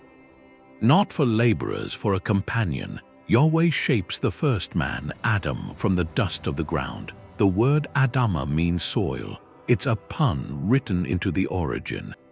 Then he breathes into his nostrils the breath of life. The animation is intimate, a direct transfer of spirit into an earthen vessel. The woman, Eve, is then made from the man's side. A being of the same substance, connecting humanity to a singular, earthly origin. Go to Aotearoa. In the Maori tradition, the god Tain Mahuta wants a being who can greet him. He forms a shape from the red earth, the sacred clay. He breathes into its nose. This first figure is Hini Huon, the earth-formed maiden. She is the ancestor. The connection is explicit. The red earth is the flesh, the breath is the spirit. Humanity is land given consciousness. Maybe the most beautiful version is from the Maya. In the Popol Vuh, the gods make several attempts. First, people of mud. They dissolve in the rain. They have no minds, no hearts, a failed experiment. Next, they carve people from wood. They walk and talk, but they're empty. No memory, no gratitude. They're discarded. Finally, the gods find the perfect substance. Maize, yellow and white corn. They grind it into dough. They fashion the first true people from maize meal. These beings are wise, they can see far, they can give thanks.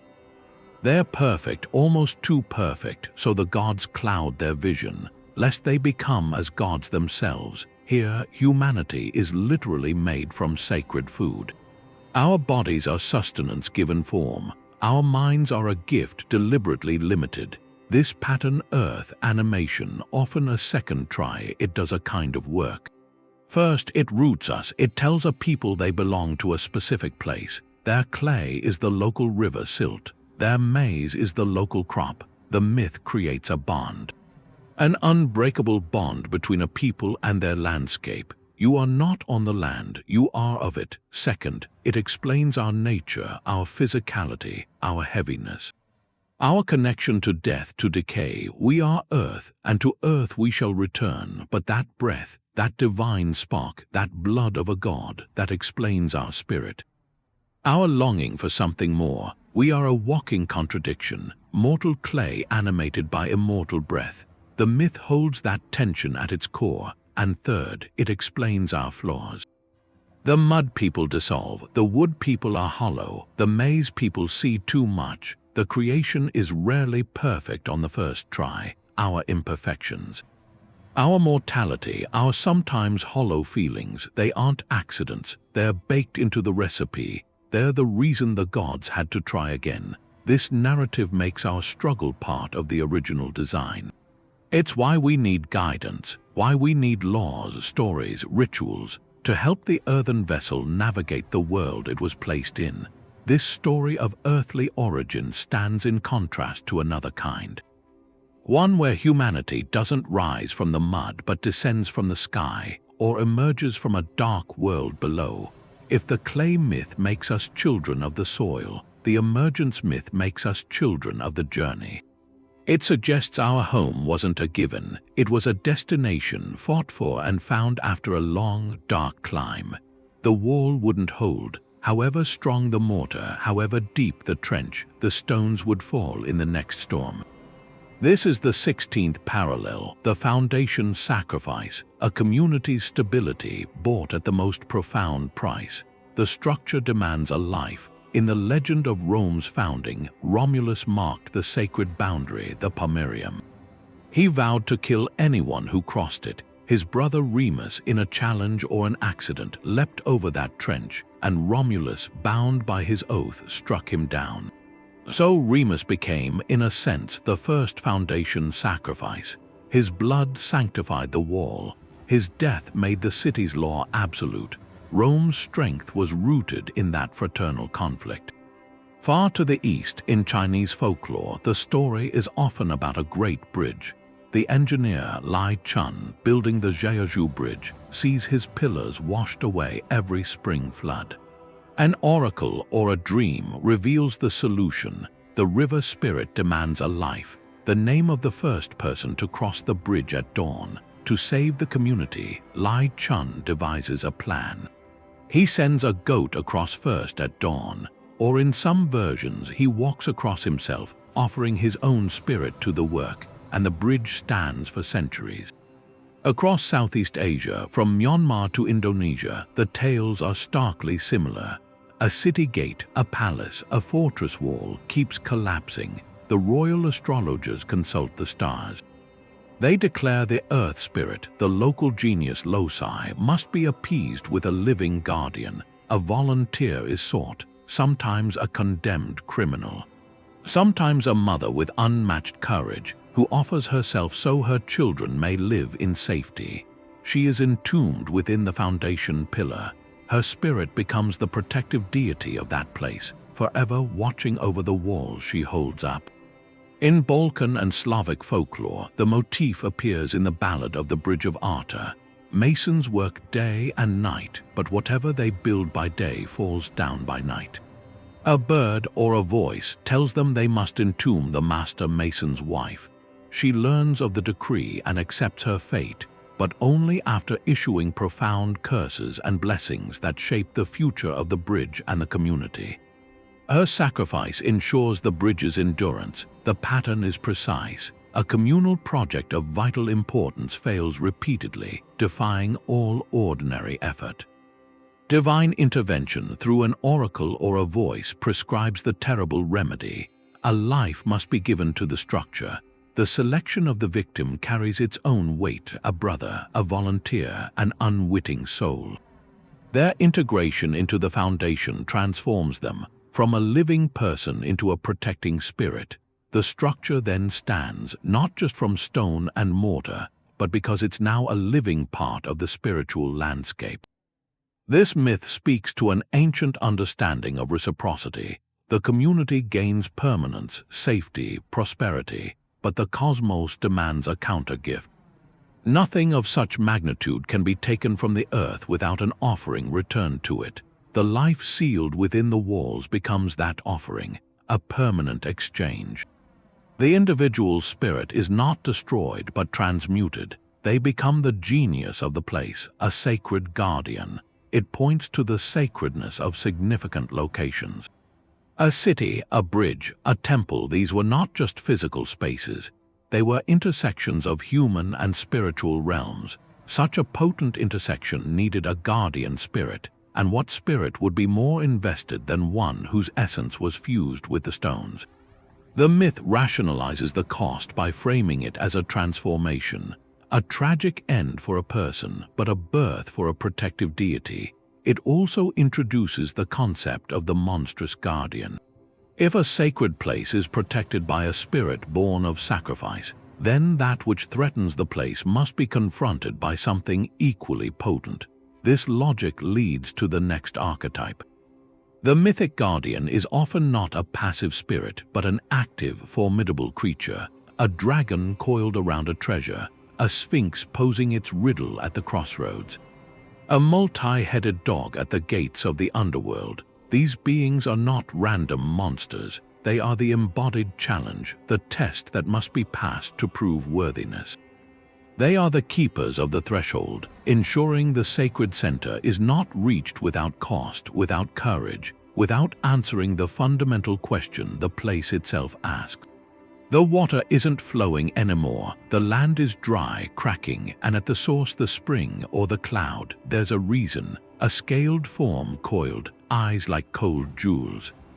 Hoarding the essence of life itself, that's the 17th parallel, the dragon, the serpent guarding a treasure. It's not a random monster, it's a narrative lock. And the treasure it guards is always vital, water for a parched village, the wisdom of an oracle, a captured maiden who represents the community's future. The hero's task is to pick that lock, to defeat the guardian and release what's being withheld. At Delphi, before it was the home of the oracle, there was Python. A great serpent born from the mud of the great flood. It guarded the ancient shrine of Gaia. The young god Apollo came down from Olympus. He confronted Python in its rocky cleft, shot arrow after arrow with his silver bow until the beast lay slain. He took the name Pythian Apollo, and over the creature's body he built his own oracle.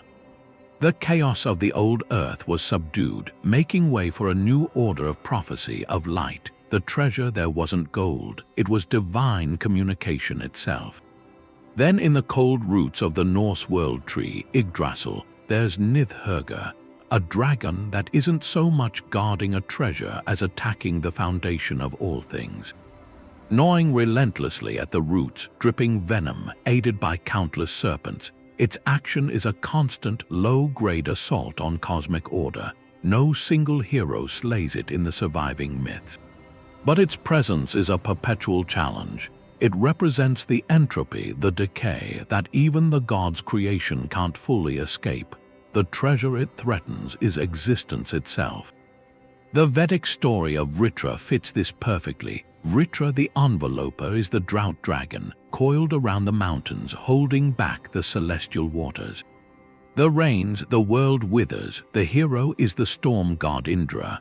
Fortified by the sacred drink Soma, he rides forth, hurls his thunderbolt, the Vajra, shatters Vritra's coils. The waters are released, flowing down to nourish the earth. The treasure is the monsoon. The communal benefit is the survival of all life. Chinese mythology has many dragons, the long, often benevolent rulers of water and weather. Symbols of imperial power, but the guardian archetype still appears. Tales of malicious flood dragons causing havoc, demanding sacrifices, blocking rivers. A local hero, sometimes with a wise monk or magical tools, must subdue the creature, not necessarily kill it, to restore the balance of the waters. The treasure is harmonious flow. The proper functioning of rivers for agriculture and transport. This myth is a precise engine of narrative. It begins with a lack, a community suffering because an essential resource is inaccessible. Then the cause is revealed, a monstrous guardian, almost always a serpent or dragon, a form that embodies primal, coiled power, linked to the chthonic, the underground. The hero's call comes from the community's plight. The battle is the climax. It requires more than brute force. It needs divine weapons, Indra's Vajra, Apollo's arrows. It needs cleverness, a specific strategy. The slaying or subduing of the creature is the turning point, and then the liberation. The water flows, the oracle speaks. The maiden returns, the community is saved, and often the hero's deed explains a local landmark, a spring, a peculiar rock formation, the source of a river. This is a specialized, localized form of the great chaos battle. Instead of a god fighting the primordial sea to create the cosmos, it's a hero fighting a local dragon to create a livable community. It brings the cosmic struggle down to human scale. The dragon is chaos in a specific place, the chaos of drought, of blight, of silenced prophecy. The hero is the agent of a new local order. A benefactor, and sometimes that benefactor isn't even human. In some Native American and African tales, the being who defeats the water-hoarding serpent is another animal. A clever hare, a brave bird that universalizes the archetype further. It's not about human superiority. It's about the principle of a courageous act restoring balance for all beings. The myth answers a simple, desperate question. Why is this place the way it is? And it answers with a story of a heroic intervention that made life possible here. It turns geography into biography. Every life-giving spring becomes a monument to a forgotten battle. The seal skin hanging by the door, it's a dark pelt, glossy, holding the moonlight. There are stories from the Scottish and Irish coasts. A fisherman finds it on the rocks, and inside is a woman of unearthly beauty. She's a selkie, a seal who can shed her skin to walk on land. The The man, captivated, takes the skin. He hides it. Without it, she can't return to the sea. So she stays with him. They marry. They have children. She's a good wife, but her eyes are often toward the ocean, a longing he can't understand. Years pass. One of the children finds the hidden skin, brings it to their mother, not knowing what it is. The moment she touches it, the call of the sea becomes unbearable. She puts it on. She returns to the waves, leaves her human family behind forever. She might look back once with sorrow, but she never returns to shore.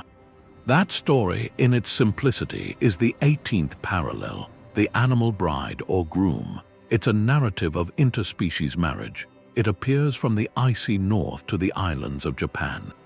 The structure is a locked pattern. First, an encounter, a magical animal in a vulnerable moment, a swan maiden bathing in a forest lake, her feather cloak left on the bank. A bear that speaks in a man's voice, a fox that transforms into a woman at night, the human, through an act that's often theft, taking the skin, hiding the feathers, secures the marriage. There's always a condition, a taboo. Do not look at me in my true form. Do not ask where I come from. Never strike me. Or, like in the Selkie tale, the condition is the concealment of the animal skin. The marriage proceeds. It's often fruitful, blessed with children or prosperity, but human curiosity or insecurity, or sometimes a simple accident, breaks the taboo. The husband lights a lamp to see his wife at night and finds a swan sleeping beside him. The wife discovers her husband's bare pelt hidden in the woods. The moment of revelation is irreversible. The animal spouse, their secret exposed, must leave. They put on their skin, their feathers, and they depart. Often they leave gifts, a child with special powers, a token, a warning, but the union is over. The boundary between the human world and the wild is reasserted. In Japanese folklore, the kitsune, the foxwife, she marries a man, brings him good fortune, but she makes him promise never to watch her. One night he peeks, sees her in her true fox form, tending the hearth. She sees him watching, gives him a sorrowful look and runs away, never to be seen again. In many Native American traditions, stories of a woman who marries a bear or a man who marries a buffalo woman. These unions teach respect, bring hunting medicine, explain the origins of a clan, but they're also governed by strict rules. The human must not comment on their spouse's animal nature, must not treat them with disrespect. When the taboo is broken often by a human relative acting out of fear, the animal spouse returns to their people, sometimes taking the children. The human is left with a profound loss and a legacy. This myth explores a delicate boundary, the line between the human community and the natural world. The animal spouse is a bridge. They represent the wisdom, the power, the raw vitality of the wild brought into the domestic sphere. The marriage is a pact, a temporary merging of realms for mutual benefit, love, children, protection, knowledge. The breaking of the taboo isn't simple disobedience, it's the inevitable tension of that pact. The human mind can't fully accept the mystery. It seeks to define it, to see it plainly, to possess it completely, but to see the mystery plainly is to destroy it. The animal spouse cannot be fully possessed. They belong to another order of being. The myth teaches that some relationships require a sacred trust. They require allowing a part of the other to remain unknown, unclaimed, free. The consequence is a shaping sorrow. The children of these unions are often legendary. They might found dynasties, possess shamanic powers, carry the mark of their otherworldly parent. The story becomes an origin myth for a family, a tribe, a special relationship with an animal species. The departure of the animal parent etches that loss into the lineage, a reminder of a connection that was profound, transformative, but could not last. It's a story about the cost of bringing the wild into the home and the greater cost of trying to cage it completely. This narrative of a fragile union gives way to another, one where the connection is not marriage but a debt, a pact not of love but of desperate need. where a human doesn't wed a magical being but strikes a bargain with one, always with terms that hide a cruel and unexpected price. The blood in the soil isn't water. It's a seed, and from that seed, two peoples grow. This is the 19th parallel. It's sibling rivalry as the origin of nations, not a simple quarrel. A fracture that defines the map. Two brothers, often twins. They share a womb, a childhood. They're bound by the closest kinship, and they become the architects of separation through one act.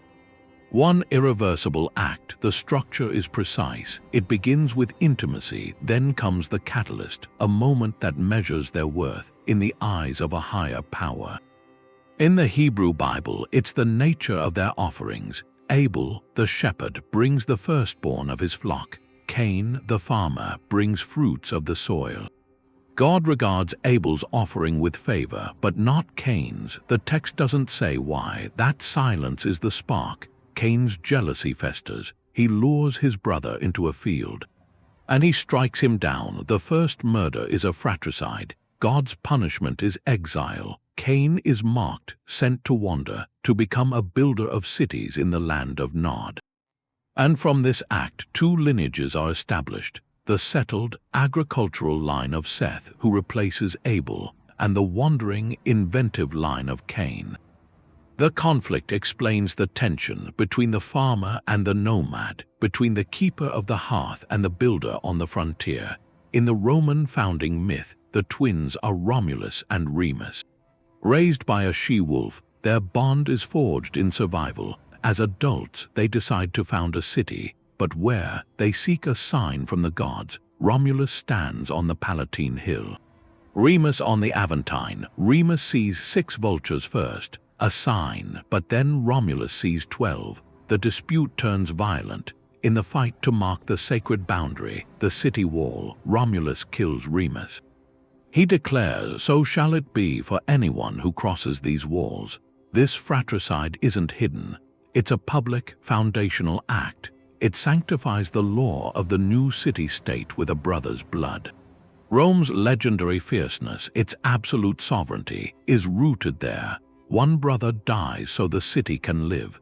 Its identity forged in necessary, terrible violence. The Egyptian story frames it as a cosmic struggle. Osiris, god of order and fertility and kingship, is the beloved ruler. His brother Set, god of deserts and storms and chaos, is envious. Set's deception is elaborate. He hosts a feast, presents a beautiful chest as a prize for whoever fits inside. Osiris climbs in. Set and his conspirators slam the lid shut. Seal it, throw it into the Nile, a symbolic fratricide. Osiris is later revived as lord of the Underworld, but the earthly kingdom is divided. His son Horus must battle Set for the legacy. Their conflict rages for eons, a divine contest. It mirrors the struggle between the fertile Nile Valley and the surrounding hostile desert. The brothers represent the eternal tension between the forces that sustain life and the forces that challenge it. From their conflict comes the established order, Horus as the rightful king of the living, Set as a contained, necessary power of the outer chaos.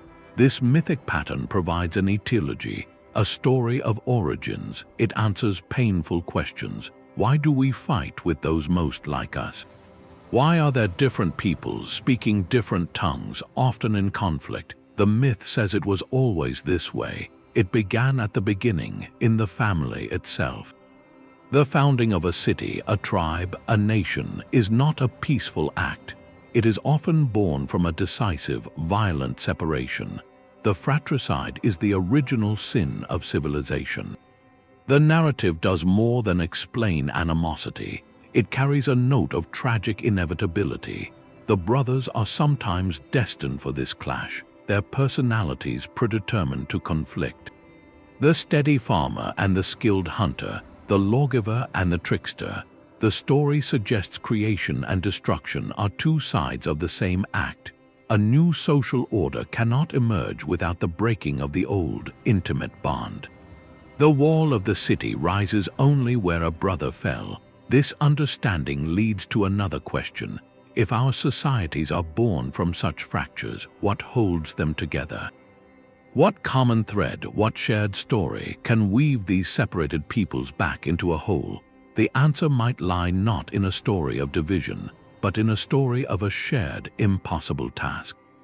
A tower meant to touch the heavens, and the moment its builders found they could no longer understand each other's words, the prophecy is spoken at the cradle. A pronouncement of doom that this child will one day kill the king, its own father, or that her beauty will cause the fall of a kingdom. The parents, in their terror, take drastic action. They give the infant to a servant to be exposed on a mountainside or cast into a river. They believe they have broken the chain of fate, but the child does not die. A shepherd finds them, a fisherman pulls them from the water. They are raised far away, ignorant of their true lineage. Years later, through a series of cruel accidents, through mistaken identities, the prophecy comes true. The very act of trying to prevent it set every wheel in motion. This is the 20th parallel, the oracle and the unavoidable fate. A story structure that appears with a chilling consistency, a narrative trap. It seems to prove the futility of human effort against a predetermined script. The most famous telling is the Greek tragedy of Oedipus. King Laius of Thebes receives an oracle. His son will kill him, so he pierces the infant's ankles and abandons him. A shepherd rescues the child, who is raised as a prince in Corinth. Oedipus, hearing a similar prophecy that he will kill his father and marry his mother, flees Corinth to protect the parents he loves. On the road, he quarrels with a stranger and kills him. That stranger is King Laius, his true father. He travels on, solves the riddle of the Sphinx, and is rewarded with the throne of Thebes and the hand of its widowed queen, Jocasta. His mother, every step he took in freedom, in defiance of the prophecy, was the very step that fulfilled it.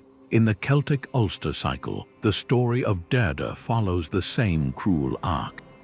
At her birth, a druid foretells that her beauty will bring bloodshed and sorrow to the kingdom of Ulster. King Conchobar, seeking to avert this, decides to raise her in isolation, planning to marry her himself when she comes of age.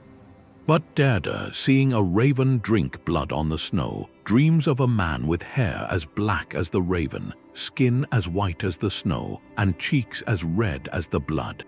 She meets such a man, Nisha, a warrior of the king's own household. They elope, and that sets in motion a chain of betrayal and violence that devastates the king's court. The attempt to hide her away only made her destiny inevitable.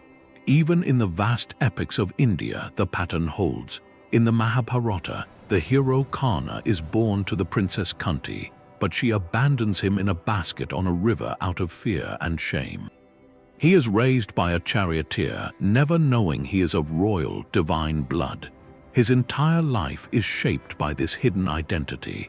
He becomes the sworn ally of the antagonists, the Kauravas, and faces his own brothers, the Pandavas, in the Great War. His loyalty, his valor, his tragic end, all direct consequences of that initial act of exposure. The secret of his birth, meant to erase a problem, created a far greater one. The structure of this myth is a perfect, terrible machine. It begins with a pronouncement, a specific, horrific future. Then comes the parental reaction, an attempt to circumvent destiny through separation, through the supposed destruction of the child. The child survives, grows up in ignorance. The middle acts are a dance of irony, chance meetings, unresolved questions, bonds formed with the very people the prophecy warns against. The climax is the revelation, the moment of horrific recognition, and the conclusion is the fulfillment, proving the oracle was not just a prediction, but a statement of fact. This narrative grapples with the most profound questions. Do we have free will, or are our lives a script we are powerless to edit? The myth seems to argue for determinism. Every choice the characters make, even the choice to rebel against fate, is the choice that fate required them to make. It suggests that human knowledge is tragically limited. We hear the prophecy, but we misunderstand its mechanics. We think we are players on the board, but we are also the pieces, and yet there is another layer. These stories are not just about fate's tyranny, they are about the human response to knowledge of the future, the terror, the ingenuity, the desperate, flawed love that drives the attempt to change it. The tragedy isn't just that the prophecy comes true, it's that it comes true because of that love, that fear, that very human desire to protect. The oracle reveals not just a future event, but the unchanging nature of the human heart. This deep exploration of knowledge and its limits leads to a related story, a distinct one. If seeking to know the future is fraught with peril, what about seeking to know the hidden truths of the present? What about a story where the quest isn't to change what will be, but to uncover what already is? A story driven not by a prophecy, but by a single, burning question. A question that demands an answer no matter the cost. That hill you're climbing, it's not just earth and stone, it's the shoulder of a sleeping giant. And that river's bend isn't random, it's the track where a rainbow serpent slid into the earth. This is the 21st parallel, the land itself alive with story. The myth of the anthropomorphic landscape. It's a way of seeing where every feature is a character, a memory made permanent in rock and water. The Norse gave us the ultimate example. The world built from a body, the primordial giant Ymir slain by Odin and his brothers. From his flesh they made the earth, his blood became the seas. His bones became the mountains, his skull became the dome of the sky. His brains, tossed into the air, became the clouds. His eyebrows became the wall that encircles the human world, Midgard. This isn't just a creative recycling project, it's a sacred anatomy. It means the mountain you see isn't a pile of rock, it's a rib of the first being. The sea isn't just water, it's the coursing blood of that first conflict now stilled into place. The landscape is a monument, a constant reminder of the violent, creative act that made space for life. Now travel to the other side of the world, to the aboriginal concept of the dream time. This isn't a once upon a time, it's a sacred, eternal dimension. In the dream time, ancestral beings roamed the formless earth. They were part human, part animal, part spirit. The rainbow serpent carved out riverbeds as it moved. The kangaroo man leaped, and where he landed, hills rose. The Watikotjara, the two men, fought a great battle, and their spilled blood became a field of red ochre. Every action they took, every song they sang, every journey they made left an imprint on the physical world. A rock formation is a resting place, a waterhole is a creation site. The land is their living scripture. To know the land is to know the stories. To walk it is to walk through a gallery of sacred events, forever present. The Greeks had a similar, though different, process, katasterism, the placing of a being among the stars, a hero or a creature at the end of their earthly tale, is lifted into the heavens by the gods. Orion, the great hunter, was placed there with his dogs, forever chasing the Pleiades, the seven sisters, across the night sky. The crab that pinched Hercules became the constellation Cancer. The vain Queen Cassiopeia was set in her throne, circling the pole, sometimes upside down as a lesson. Here, the transformation isn't into hills, but into points of light. The night sky becomes a storyboard, a map of myth. The eternal, cyclical movement of the constellations retells the tales each year. The narrative structure behind all these is a three-part alchemy. First, a primordial event or being of immense scale and significance, a giant's death, an ancestral being's journey, a hero's final act. Second, a transformation. Through death, through a deliberate act of shaping, or through an ascent, the body is dismembered and remade. The being sinks into the earth or rises into the sky. Third, the permanent imprint. The physical world captures and displays that transformation forever. A mountain range is the spine, a river is the path. A star cluster is the figure. This represents an animistic worldview of breathtaking depth. It says the world is not a collection of objects, it is a community of subjects. Every hill has a story, every spring has a consciousness. It was a perspective that often included a time when the boundaries were softer, when animals could speak. When the ancestors walked alongside people, the landscape is the record of that time when the world was still soft, still being sung into shape. This way of seeing creates an unbreakable bond between a people and their place. You cannot separate the story from the soil. To harm the land is to desecrate a body, to erase a chapter of the sacred story. It fosters a profound ethic of care, of listening. The land is not a resource to be used, it is a relative to be respected, a teacher, a library of memory written in stone and star. This deep, narrative connection to place raises a final, haunting question for our modern world.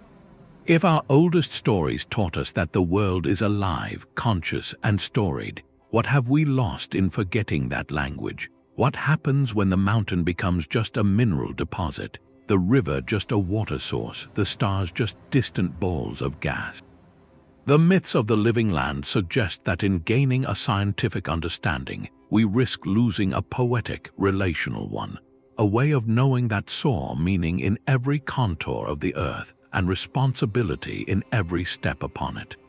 The serpent didn't hiss, it spoke in clear words, persuasive words. That detail in Genesis, it's a whisper of a much larger memory, a memory of a time when the boundary between human speech and animal sound didn't exist. This is the 22nd parallel, the myth of the primeval language of animals. It's a story of a lost conversation, a time when wisdom flowed not just between people but between all living things. And this idea isn't just a hint in Eden, it's stated plainly in traditions all over the world. Many Native American nations hold that in the early days all creatures spoke the same tongue. The Cherokee speak of a time when animals and people lived together, in harmony, communicating freely. They would hold councils, the bear would offer its strength, the deer its swiftness, the birds their knowledge of the skies. Decisions were made collectively. The world was a council of beings. In West African folklore, among the Akan, the Yoruba, the spider trickster Anansi can talk to all animals. And this isn't treated as a unique magical power. It's a remnant of an older order. The stories often imply that cleverness or respect can temporarily restore that lost channel. Anansi listens. He listens to the complaints of the hornet, the boasts of the python, and he uses their own words to trick them. The dialogue itself is the tool. European fairy tales are saturated with this memory. Talking wolves, wise fish, grateful ants. In the Brothers Grimm, a prince helps a frog, a fish, a raven. And they later return the favor. They speak crucial advice. The ability to understand them is what saves him. These aren't just whimsical inventions. They are folk echoes of that deep-seated belief that the natural world is trying to tell us something, if only we could remember how to listen. The structure of this myth follows a familiar arc, a mournful arc. It begins with that initial state of unity, a golden age of cross-species dialogue. Communication wasn't just about words, it was about shared understanding, mutual respect. The world was a network of conscious beings in constant conversation. Then comes the rupture, the event that severs the connection. In the biblical framework, it's part of the fall. The serpent uses speech for deception. And in the aftermath, the harmony is shattered. The animals are cursed, the easy dialogue ends. In other traditions, the break comes after a great flood. As the survivors scatter and languages diversify, the common tongue with animals is also lost. Sometimes it's a specific transgression. A human breaks a taboo, speaking a secret name, betraying an animal's trust, and as punishment, the gift is revoked. The result is the world we know. A world of separation, misunderstanding. The animal's cry is now just noise. The rustle in the leaves is just the wind. The myth explains why animals behave as they do. Their characteristics become a kind of frozen language. The chattering of squirrels is their remembered gossip. The mournful howl of the wolf is a call for its lost human kin. The craftiness of the fox is a testament to the time it learned from humans or outwitted them. Some stories even frame the loss as a theft. A great race is held among the animals.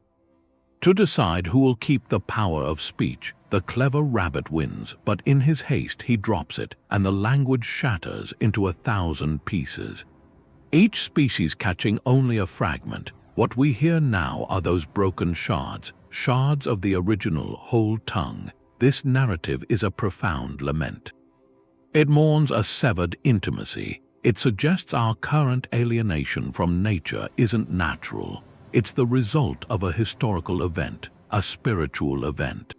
We are exiles from a conversation we were once part of. The myth carries an implicit ecological ethic. If we could once talk to the forest and the river, then they are not its, they are thous persons. Persons with whom we have a broken relationship, and this longing to reconnect that lost dialogue, it points directly to a specific human practice. A universal practice, a practice that seeks to bridge that very gap, to step outside of ordinary human consciousness and journey into the perspective of the other. It's the oldest spiritual technology we have. The gods didn't just give out the shapes of things, they announced a contest, a great race across the new earth. The prize wasn't gold or a throne, it was something more lasting, your actual shape, your speed, where you'd end up in the order of things. This is the 23rd parallel. The myth of the great race for animal traits, a story about strategy and trickery, about surprising winners and sore losers, and it explains the living world not by divine command, but through a kind of narrative competition. In many Native American traditions, the stories are intimate, they're clever. Why does the rabbit have long ears and a short tail? In one telling, all the animals had to run a great race around the world. Rabbit was confident, he boasted about his speed, but he was careless. As he ran, he glanced back to see the others, and he crashed into a tree stump. His tail got caught and tore, leaving just a puff. And from then on, straining to hear the other animals coming, his ears grew long, grew sensitive. The bear, in another story, entered a contest. Who could keep their tail in an icy fishing hole the longest? The fox knew the water would freeze. He told the bear his tail would catch the most fish if he held it still. The bear believed him. He sat through the cold night. When he tried to stand, his tail was frozen solid in the ice. He pulled with all his might and it snapped off. Left him with the short stump he has now. These aren't just whimsical explanations. They're etiological myths, stories that explain origins. They give every quirk of nature a backstory. A reason rooted in character. The rabbit's haste, the bear's gullibility, the fox's cunning, these traits become etched into biology itself. Cross the ocean to West Africa, and you find the tortoise. A master of these contests. In tales among the Yoruba and Igbo, the tortoise is often too slow to win a fair race, so he uses his wits. When the birds hold a feast in the sky, tortoise convinces them to let him come. He crafts wings from feathers. He gives himself a new name, all of you. At the feast, he asks the hosts who the food is for. They say, for all of you. So tortoise claims it all. When the angry birds take back their feathers, he's stranded. He has to jump back to earth and his shell cracks. His descendants bear that mended pattern forever. In another story, a race is called to decide the king of the animals. The tortoise secretly gets his large family to line up along the route. At each stage, a different tortoise pops out. Makes it seem like he's impossibly fast. He wins through collective deception, a different kind of strength. His hard shell becomes a symbol of that defensive, strategic mind. The structure of this myth is a precise formula, a joyful one. First, a divine or communal need to sort things out. The world is new, the animals are a uniform crowd, and a method is needed to assign roles. So a challenge is issued, a race to the sun, a test of endurance, a contest of cleverness. Second, the preparation. Each animal chooses a strategy based on its nascent nature. The deer relies on grace, the coyote on trickery, the turtle on stubborn persistence. Third, the event itself, which almost never goes as expected. The fastest is tripped by pride. The strongest is outwitted, the slowest wins through a loophole or through communal effort, and finally, the lasting consequence. The outcome is frozen into reality. The cheetah gets its spots as a trophy for winning. The possum loses the fur on its tail from the stress of the competition. The owl's eyes are widened forever from staying up all night to prepare. This narrative serves a profound purpose. It makes the natural world a place of drama, of personality.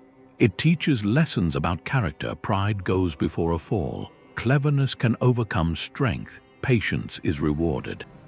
But more than that, it presents a folk theory of evolution, a theory of differentiation. It says the diversity of life we see isn't random. It's the result of ancient choices and efforts and clever plots. Every animal's form is a story made flesh. This playful, causal framework makes the wilderness familiar. It turns the forest from a collection of species into a community of individuals with histories. You don't just see a bear with a short tail. You see a reminder of a time he listened to a fox and paid the price. The landscape becomes legible, filled with characters you feel you know. This way of seeing, where every trait is a chapter in a collective biography, represents a fundamental human impulse to find narrative in nature, to see life not as a random assortment, but as the result of a grand, storied competition. And if the animals earned their forms through such contests, it begs a question about our own species. Did we earn our place, our unique minds, through some ancient test? Or was our role assigned by a different kind of story, one where we weren't just participants in the race, but the very reason the race was called? Its roots aren't in the ground. They're in memory, a single huge tree, a trunk like a pillar holding up the sky, branches that cradle the stars, roots that go down into the underworld's waters. That's the 24th parallel, the axis mundi, the world tree, and it's not just a symbol in the stories, it's a real place, the still point, the point the whole cosmos turns around. The Norse called it Yggdrasil, the world ash, an enormous evergreen ash tree. It has 3 great roots and each one goes into a well, one in Asgard where the gods live. That's where the Norns are, the Fates weaving destiny. One in Jotunheim, the land of the giants. That well holds a kind of primal wisdom. And one in Niflheim, the misty underworld.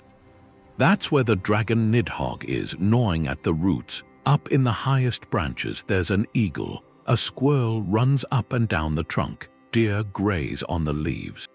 It's a living ecosystem, a nervous system for all 9 worlds. It connects everything. Odin once hung himself from its branches for 9 nights, a sacrifice to himself. He did that to learn the secrets of the runes, so the tree was his gallows, and it was his gateway. It's also the ladder the gods will climb at Ragnarok, the final battle.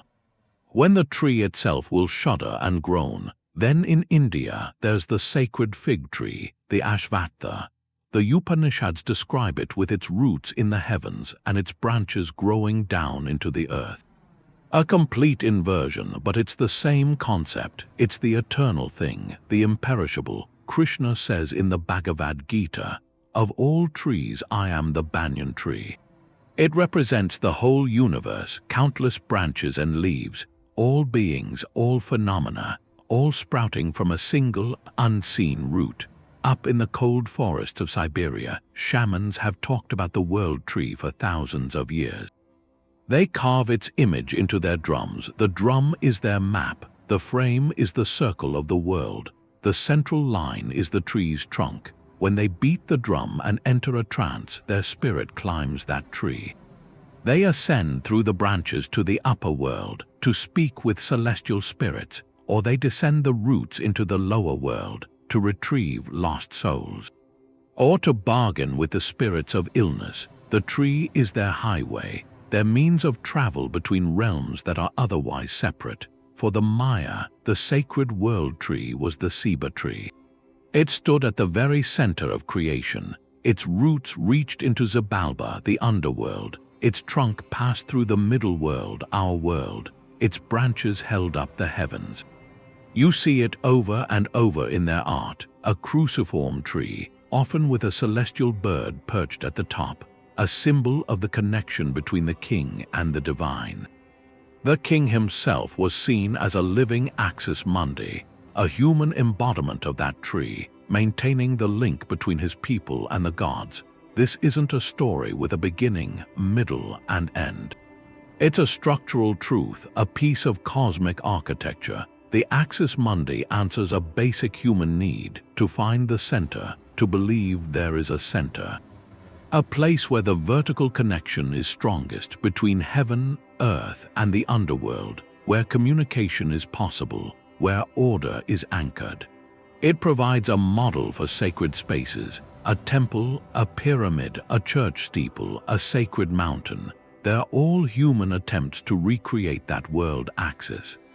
To build a local point, a point where the divine can descend and human prayers can ascend. The myth makes the universe hierarchical, but also connected. It's not a flat, random expanse. It has layers, and there's a central pole that ties those layers together.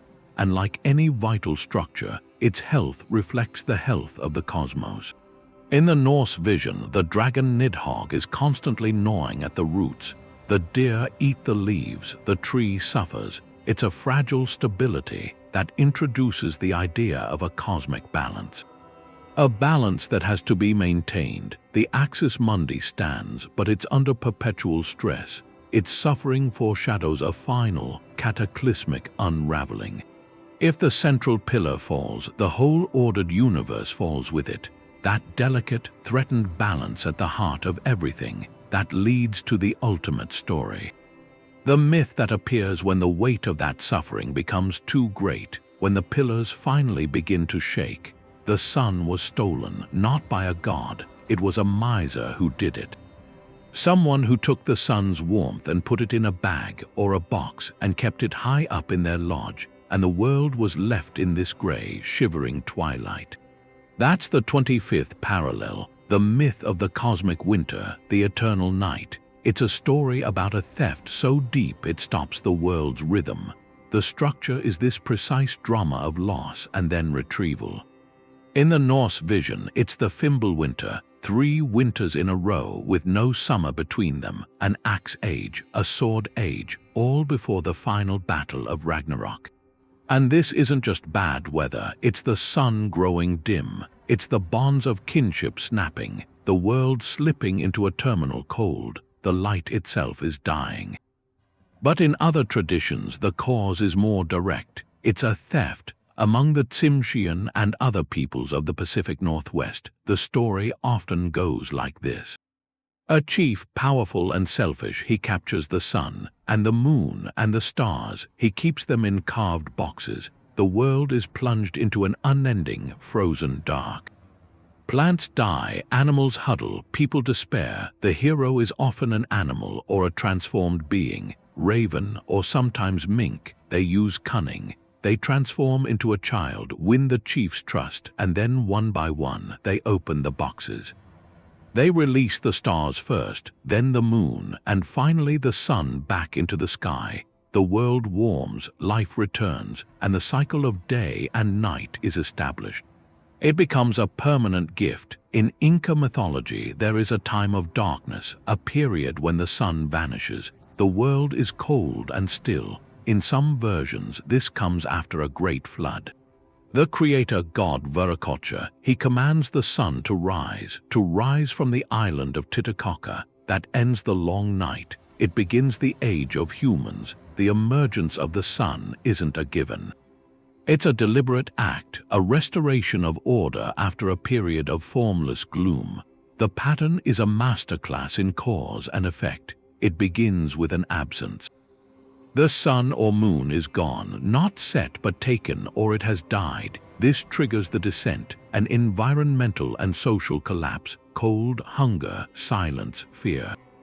All life suffers equally. Then comes the quest, a being, often small or seemingly powerless. They volunteer or are chosen. Their journey is through a darkened world to the thief's stronghold. The confrontation isn't always a battle. It's frequently a trick, a game, a trade. The hero outwits the hoarder. Finally, the release. The celestial body is retrieved or revived and returned to the sky. But it's never quite the same after. A cycle is instituted. The sun must now travel across the sky each day or rest at night. The myth explains not just why we have day and night, but why we have winter.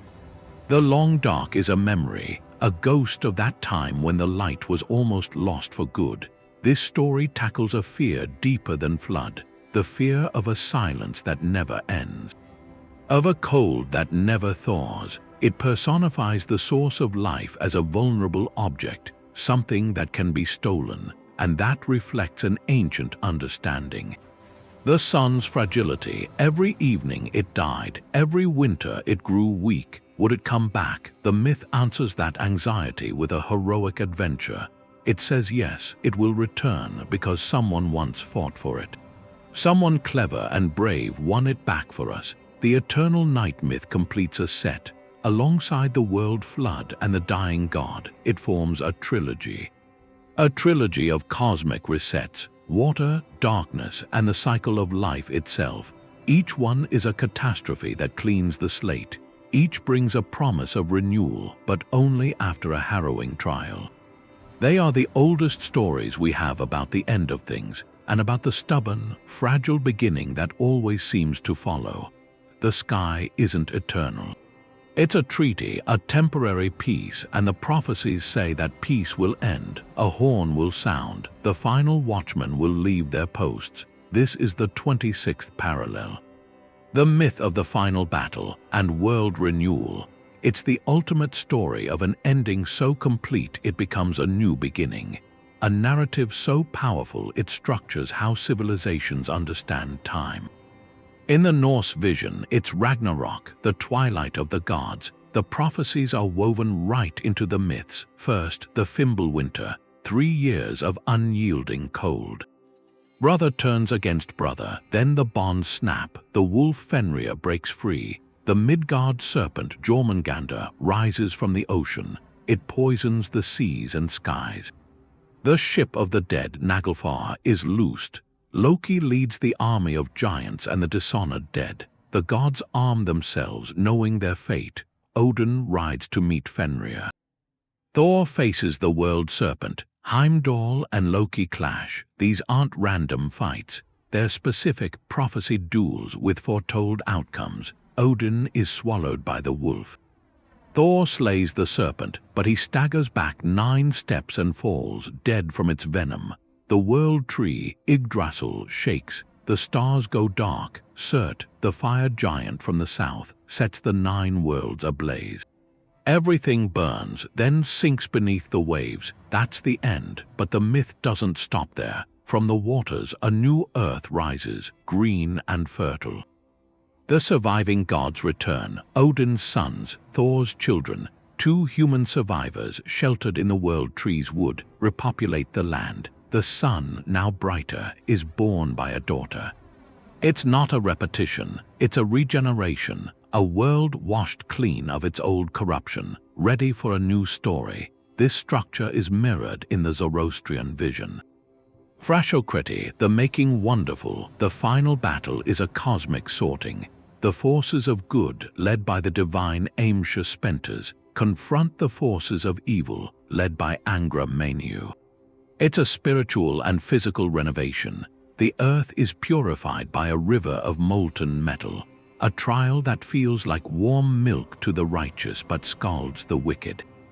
The dead are resurrected. The world is restored to its original, perfect state. Time itself is healed. This isn't a cycle of endless repetition.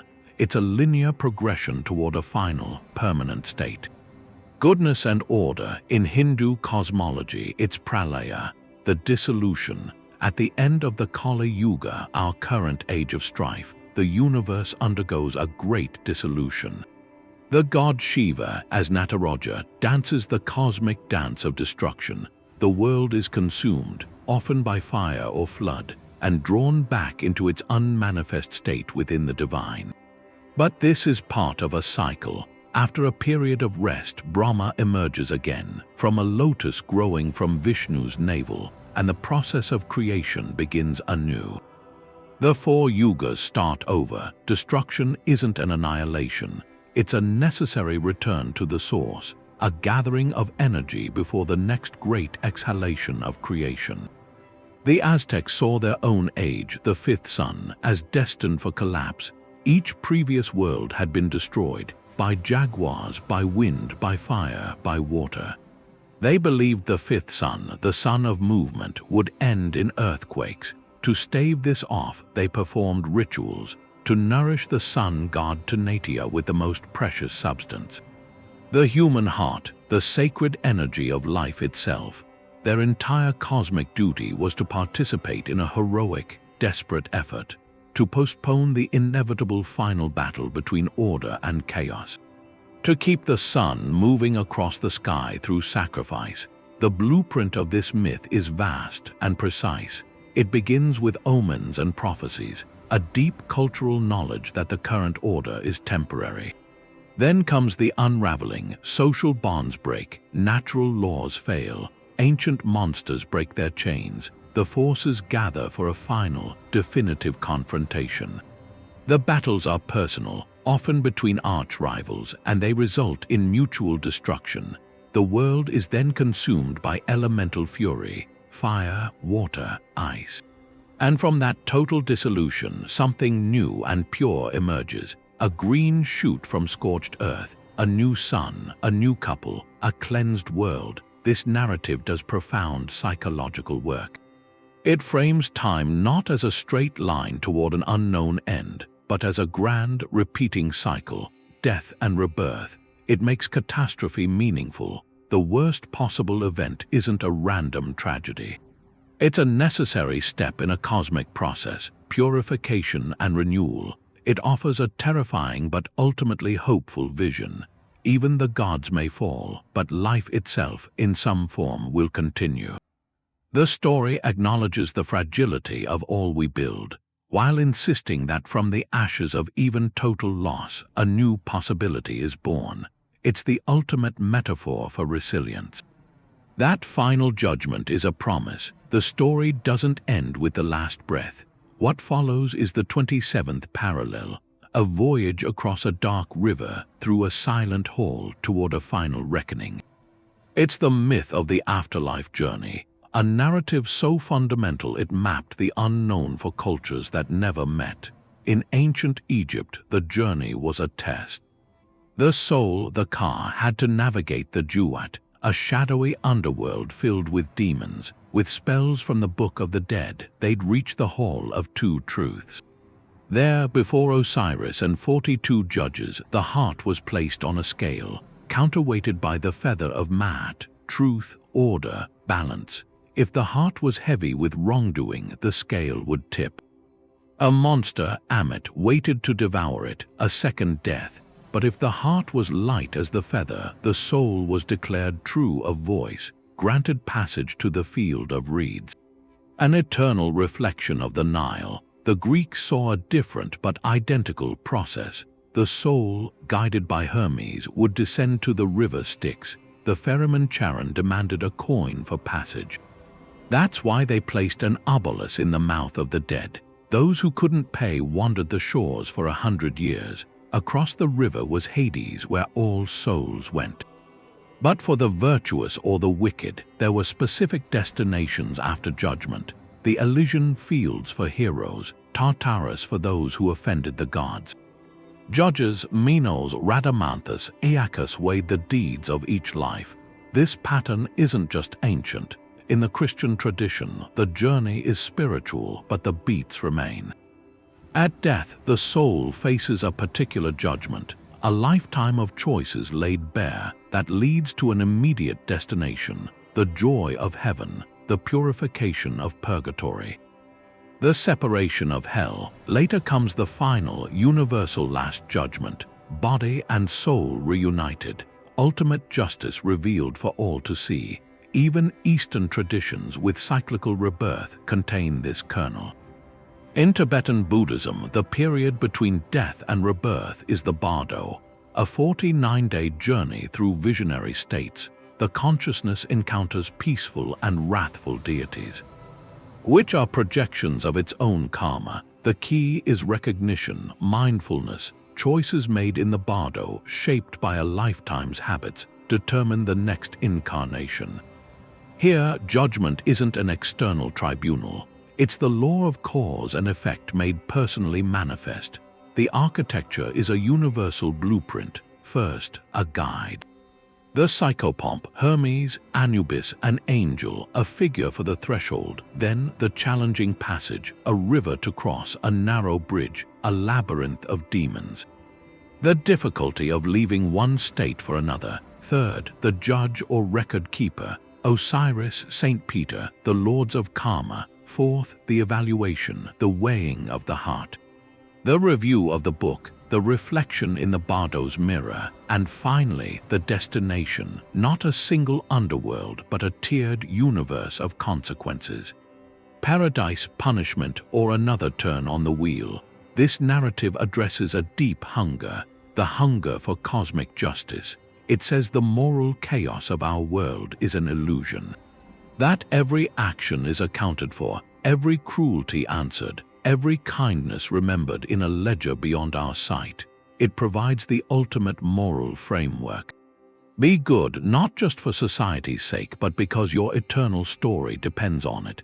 That framework is rarely left to chance. It's delivered through divine commandments. Laws handed down from a mountaintop, not by a hero but by a lawgiver, someone who speaks for the cosmos itself.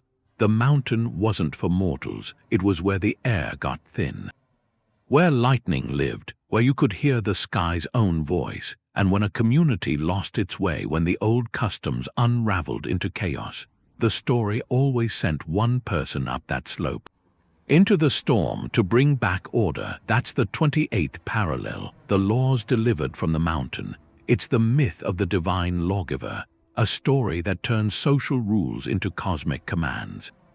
The most famous is Moses on Mount Sinai. The Israelites were newly free from hardship, a people with no structure. They camped at the base of the mountain. Moses went up into a thick cloud where the divine presence was. The summit was wrapped in thunder, lightning, the blast of a trumpet. The encounter was so overwhelming it terrified the people below. Moses stayed 40 days and nights, and he came back carrying 2 stone tablets, inscribed not by human hand but by the finger of the divine, the 10 Commandments. A compact covering duty to the divine and the basic rules for human society. Do not murder, do not steal, honor your parents. That code became the constitution of a nation. Its authority was absolute because its origin was beyond question. It came from the mountain. Centuries earlier, the Greeks told of King Minos of Crete. Not the monster keeper from later myth, but a wise and just ruler. Every 9 years he would ascend Mount Ida to commune with his father, Zeus, the king of the gods. In that sacred meeting, Zeus would renew Minos' sovereignty and impart divine laws. Minos would descend and deliver these ordinances to his people. His legal code was so renowned that Homer called him the companion of mighty Zeus. His authority as a lawgiver flowed directly from those journeys. Into the numinous heights in the Andes, the mountains themselves were gods. The Apus, towering icy peaks that held the weather and the fate of the valleys below. The Inca didn't have a single Moses figure. Instead, their entire social and cosmic order was received from these divine mountains. The Sapa Inca, the emperor, was the child of the sun. But his right to rule and the laws he enforced were sanctioned by the Apus. The mountains provided the water, the terraces for agriculture, and in return the people lived by a strict code. Reciprocity and order. The laws of the Inca rules about labor, worship, community, they weren't man-made decrees. They were the expected response to the gifts given by the sacred geography. The mountain delivered the conditions for life, and the laws were the manual for living within that gift. The structure of this myth is a powerful drama of mediation. It starts with a people in a state of potential or actual disorder, freed slaves unsure how to be a nation, a kingdom needing renewed justice, a civilization defining its relationship with a powerful landscape. Then the ascent, the chosen mediator, a prophet, a king, a culture hero climbs away from the human community into a zone of pure sacred power. That journey is always perilous. Shrouded in cloud and mystery, the encounter at the summit is the core. It's direct, personal, and utterly terrifying. It's not a gentle conversation. It's the overwhelming presence of the source of all law. The mediator receives the code, sometimes etched in stone, sometimes spoken directly, sometimes understood in a flash of revelation. Then the return, the descent back to the people. This is often where conflict arises. The people have fallen into doubt or idolatry in the lawgiver's absence. The delivery of the law is sometimes met with resistance. It has to be imposed, taught, sometimes enforced with severity. The laws become the new bedrock. The chaos is over, a covenant is established. This narrative does one essential thing. It removes human law from the realm of debate. It sanctifies it. By saying these rules came from the mountain, from the storm, from the direct voice of the deity, the myth makes them unassailable. To break a law isn't just a social offense. It's a cosmic rebellion. It severs the community from the very source of order that saved them from chaos. The lawgiver becomes more than a ruler. They become a conduit.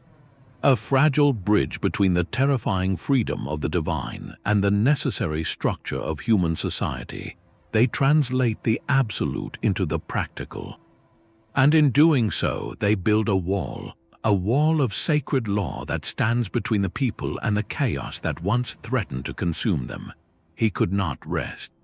His feet knew every road, every shore, but none of them were home. This is the 29th parallel, the myth of the eternal wanderer, a figure cursed or sometimes blessed to walk the earth for ages. To see empires rise and fall, but never to die, never to find a final resting place. Their story is about time and about the price of crossing a line you shouldn't cross.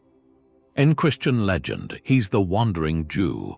The story says he was a shoemaker in Jerusalem named Ahasuerus. As Jesus carried his cross toward Golgotha, he paused to rest against this man's door. Ahasuerus was impatient. He told him to move on, to stop lingering. Jesus looked at him and said, "I go, but you shall wait until I return." That moment that withheld compassion became an eternal sentence. Ahasuerus was cursed to walk the earth until the second coming. He appears in folklore across Europe for centuries, a tired old man showing up at moments of historical change. A living witness, a reminder of a single, cruel choice that froze a man outside of time. Then there are the seas, the story of the Flying Dutchman, a Dutch captain, often named Van der Decken, determined to round the Cape of Good Hope during a terrible storm. He swears a blasphemous oath. He vows he will make the passage even if it takes until Judgment Day. The heavens hear his pride, and they grant his wish. His ship is condemned to sail the oceans forever, never making port, a ghostly apparition seen by sailors as an omen of doom. His transgression was defiance. A challenge hurled at the storm itself. His punishment is to be forever in the storm, never reaching calm. The Greek seer Tyges is different, a different kind of endless journey. He didn't blaspheme, he witnessed what was forbidden. He came upon two snakes mating and struck them. For this, the goddess Hera transformed him into a woman. He lived as a woman for 7 years, became a priestess, had children. Then he found another pair of mating snakes, struck them again, and was changed back into a man. Later, Zeus and Hera argued. They argued over who experienced more pleasure in love, man or woman. They called on Tyges, the only one who had lived as both. He answered truthfully. He said woman experiences more. Hera, angered by his revelation, struck him blind, but Zeus, in compensation, granted him the gift of prophecy. And a lifespan of 7 generations, Tyges' journey was through gender, through blindness, through vast stretches of time. He became a guide in the underworld. His knowledge spanned the experiences of mortal life. His eternity was one of insight, paid for with profound personal transformation. The structure of this myth is a slow, relentless clock. It starts with a transgression, not always evil but always a crossing, a moment of cruelty like the wandering Jews, an act of hubris like the Dutchman's oath, or an accidental intrusion into divine secrets like Tyges's. The punishment is never simple death. It's immortality coupled with endless motion, a life stripped of the release of death and of the anchor of home. The wanderer becomes an observer, a living chronicle. They see the great sweep of history, but they're powerless to change it, a ghost in the machine of time. And they serve as a caution, a story told to warn against a lack of mercy, against reckless pride, against prying into mysteries not meant for mortals. This archetype explores an irony. While heroes quest for immortality, for eternal glory, this myth shows the other side, an unending life as the ultimate punishment. It highlights the sacredness of limits. Death and rest are not curses. They're part of the natural order. To be denied them is to be cut off from the rhythm of life itself. The wanderer is forever an outsider, a living lesson in what happens when you break the contract between the human and the divine, and it makes memory a burden. To remember everything, to see centuries of human folly and repetition, that's its own form of agony. The wanderer carries the weight of all they've witnessed.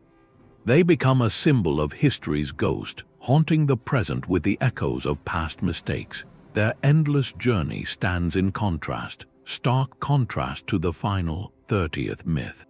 A story not of a person cursed to wander, but of an entire world, a perfect age lost to time, a memory so beautiful and so distant it feels like a promise. Or a dream we all share. He stands at the top of everything he's ever done, and it's quiet. He built the greatest walls, he killed the mightiest beasts. His glory will echo for generations, but in that silence he hears the one enemy he can't defeat. The sound of time, that's the 30th parallel, the last one.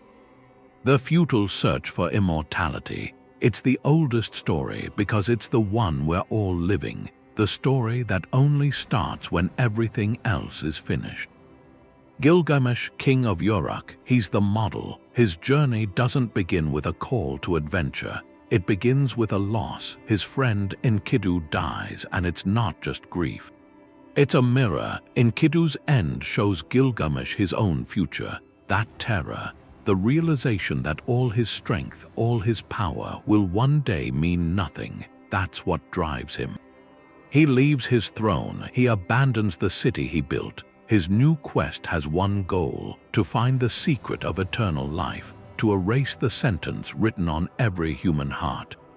He goes to the edge of the known world. He crosses the waters of death. He finds Utnapishtim, the one man who survived the great flood, the man the gods gave immortality.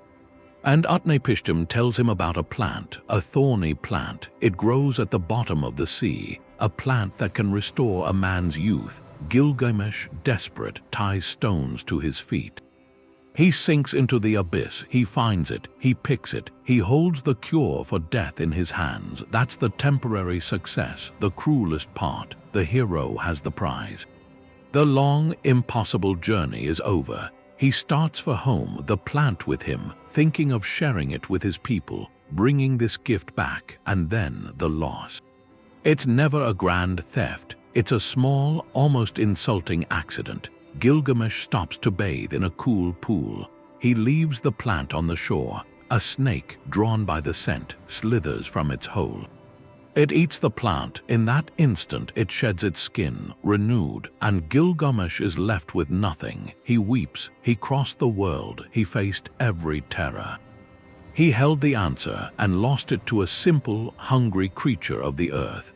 The quest ends not with a bang, but with a quiet, devastating understanding. He goes back to Uruk empty-handed, but he's not the same man who left. He looks at the mighty walls he built, and he sees them now, not as a monument to his eternal fame, but as a legacy for those who will come after. His immortality won't be in his living flesh. It will be in the city, in the story. He accepts his mortal fate. And in that acceptance, he finds a deeper, quieter kind of wisdom. This structure is a perfect, heartbreaking machine. It appears everywhere. In Chinese myth, the quest is for the peaches of immortality. In the garden of the goddess Zai Wangmu, they grant eternal life, but they're guarded fiercely. Reaching them is a feat few manage. The journey itself is the test. And often, those who steal a taste find the gift has a condition, or it's taken away by a trick. The elixir is spilled, the peach is lost, the pattern is always the same. A confrontation with mortality, usually through a profound personal loss, then a desperate, single-minded journey to find the exception to the rule, the fleeting triumph of getting the cure.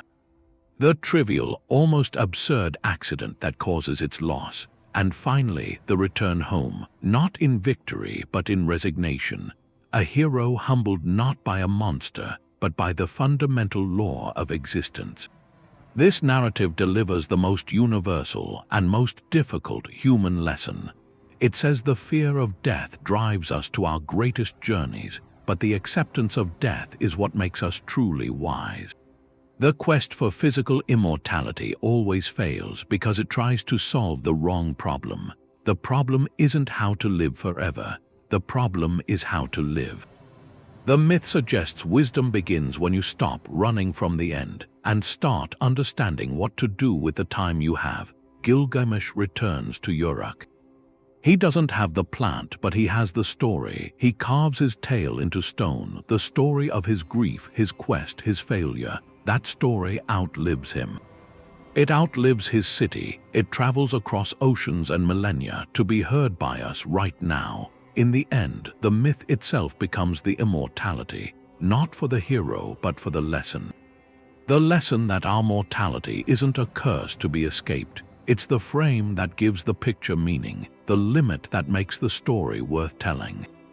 And in listening to these 30 echoes from across the world, we're not just hearing ancient tales, we're participating in that same endless human conversation. Trying to understand the story we are all inside. These 30 threads, side by side, they don't just make a list, they weave into one thing, a single tapestry. And that tapestry is the human mind itself. We followed the hero's journey, the world flood, the dying god, the stolen fire, each one a different pattern. But they all use the same colored threads. Those threads are the raw material we all share. Fear of the dark, love for a child, grief for a parent, or at a lightning storm. The desperate hope that spring follows winter. Every human everywhere has faced these things. Our myths are the stories we spun from that shared material. So how did the same patterns get woven in places that never traded thread? We looked at 3 frameworks, and the truth is probably where they all meet. There's the psychological view, Carl Jung's idea that the loom itself is pre-wired. Archetypes, the mother, the trickster, the hero are built into the foundation of our collective psyche. There the innate shapes our consciousness pours into when facing life's big questions. That explains the deep emotional resonance, why these stories feel true on a gut level, no matter your culture. Then there's the historical view, diffusion, stories like seeds carried on the slow winds of migration and trade. A tale born in Mesopotamia could travel the Silk Road, board a Polynesian canoe, find a new home across an ocean. Adapting to each new landscape, this explains the specific parallels, the precise sequence of the flood myth, the warning, the boat, the animals, the mountain. Some details feel too particular to have been dreamed up independently a dozen times, but the third framework goes deeper, the Paleolithic continuity hypothesis. It says the most basic story frames were set in the deep time of the Ice Age, carried in the oral traditions of the first small bands of humans as they walked out of Africa and populated the world.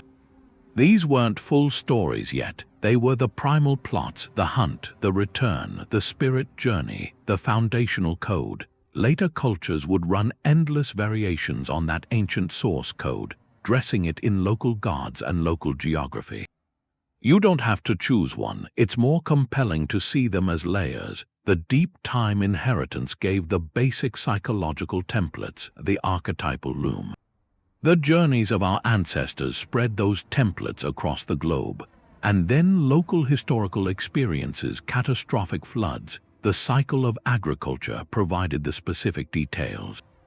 They clothed the archetypes in familiar local dress. The human mind, wherever it was, used its innate toolkit to process its environment, and it often reached for the same narrative tools. That realization changes things. It turns a list of curiosities into something profound.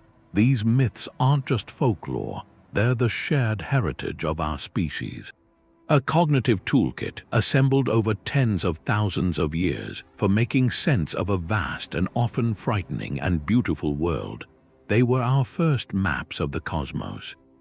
Our first ethics, our first science. They taught us how to be human in the face of the unknown. Before we built cities of stone, we built cities of story. And the blueprints for those story cities were found in every human mind. So a child listening to Maui fishing up islands in the Pacific, and a child listening to Thor fishing for the Midgard serpent in the cold north, they were, in a profound sense, listening to the same story. They were being initiated into the same human conversation about courage, danger, bringing order from chaos. That's the takeaway from these 30 identical structures. It shows an interconnectedness that runs deeper than history, deeper than language, deeper than blood. It's an interconnectedness of imagination. We are all children of those first storytellers, who sat around a fire, looked up at the same stars, and tried to answer the same eternal questions. Our myths are the oldest family heirloom we possess. And every single one of us has an inheritance. That common language is still being spoken. It's just not in temples of stone anymore. It's in theaters. It's on screens, the hero's journey. That's the skeleton for every big epic film franchise. The quest for the talisman that drives countless fantasy novels. And the trickster, from Loki to the Joker, that's still our favorite agent of chaos. These are ancient patterns. They're the operating system for modern storytelling. And they work because they're wired into us. When we watch a movie about a chosen one answering a call, we're not just being entertained, we're participating in a ritual. A ritual as old as humanity itself. We're rehearsing the oldest questions. What does it mean to be brave? What's worth sacrificing for? How do we find our way home? Our blockbusters, our bedtime stories, they're the grandchildren of those first tales told by firelight. And that's proof the mythic imagination isn't a relic. It's a living, breathing part of who we are. It connects the child enthralled by a superhero's origin to the elder recounting the deeds of a demigod. We're all still using that same narrative toolkit to build meaning in our lives. So the next time you lose yourself in a great story, listen closely.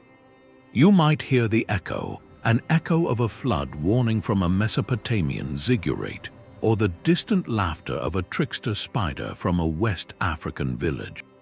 These threads from our collective past, they're woven into the fabric of our present.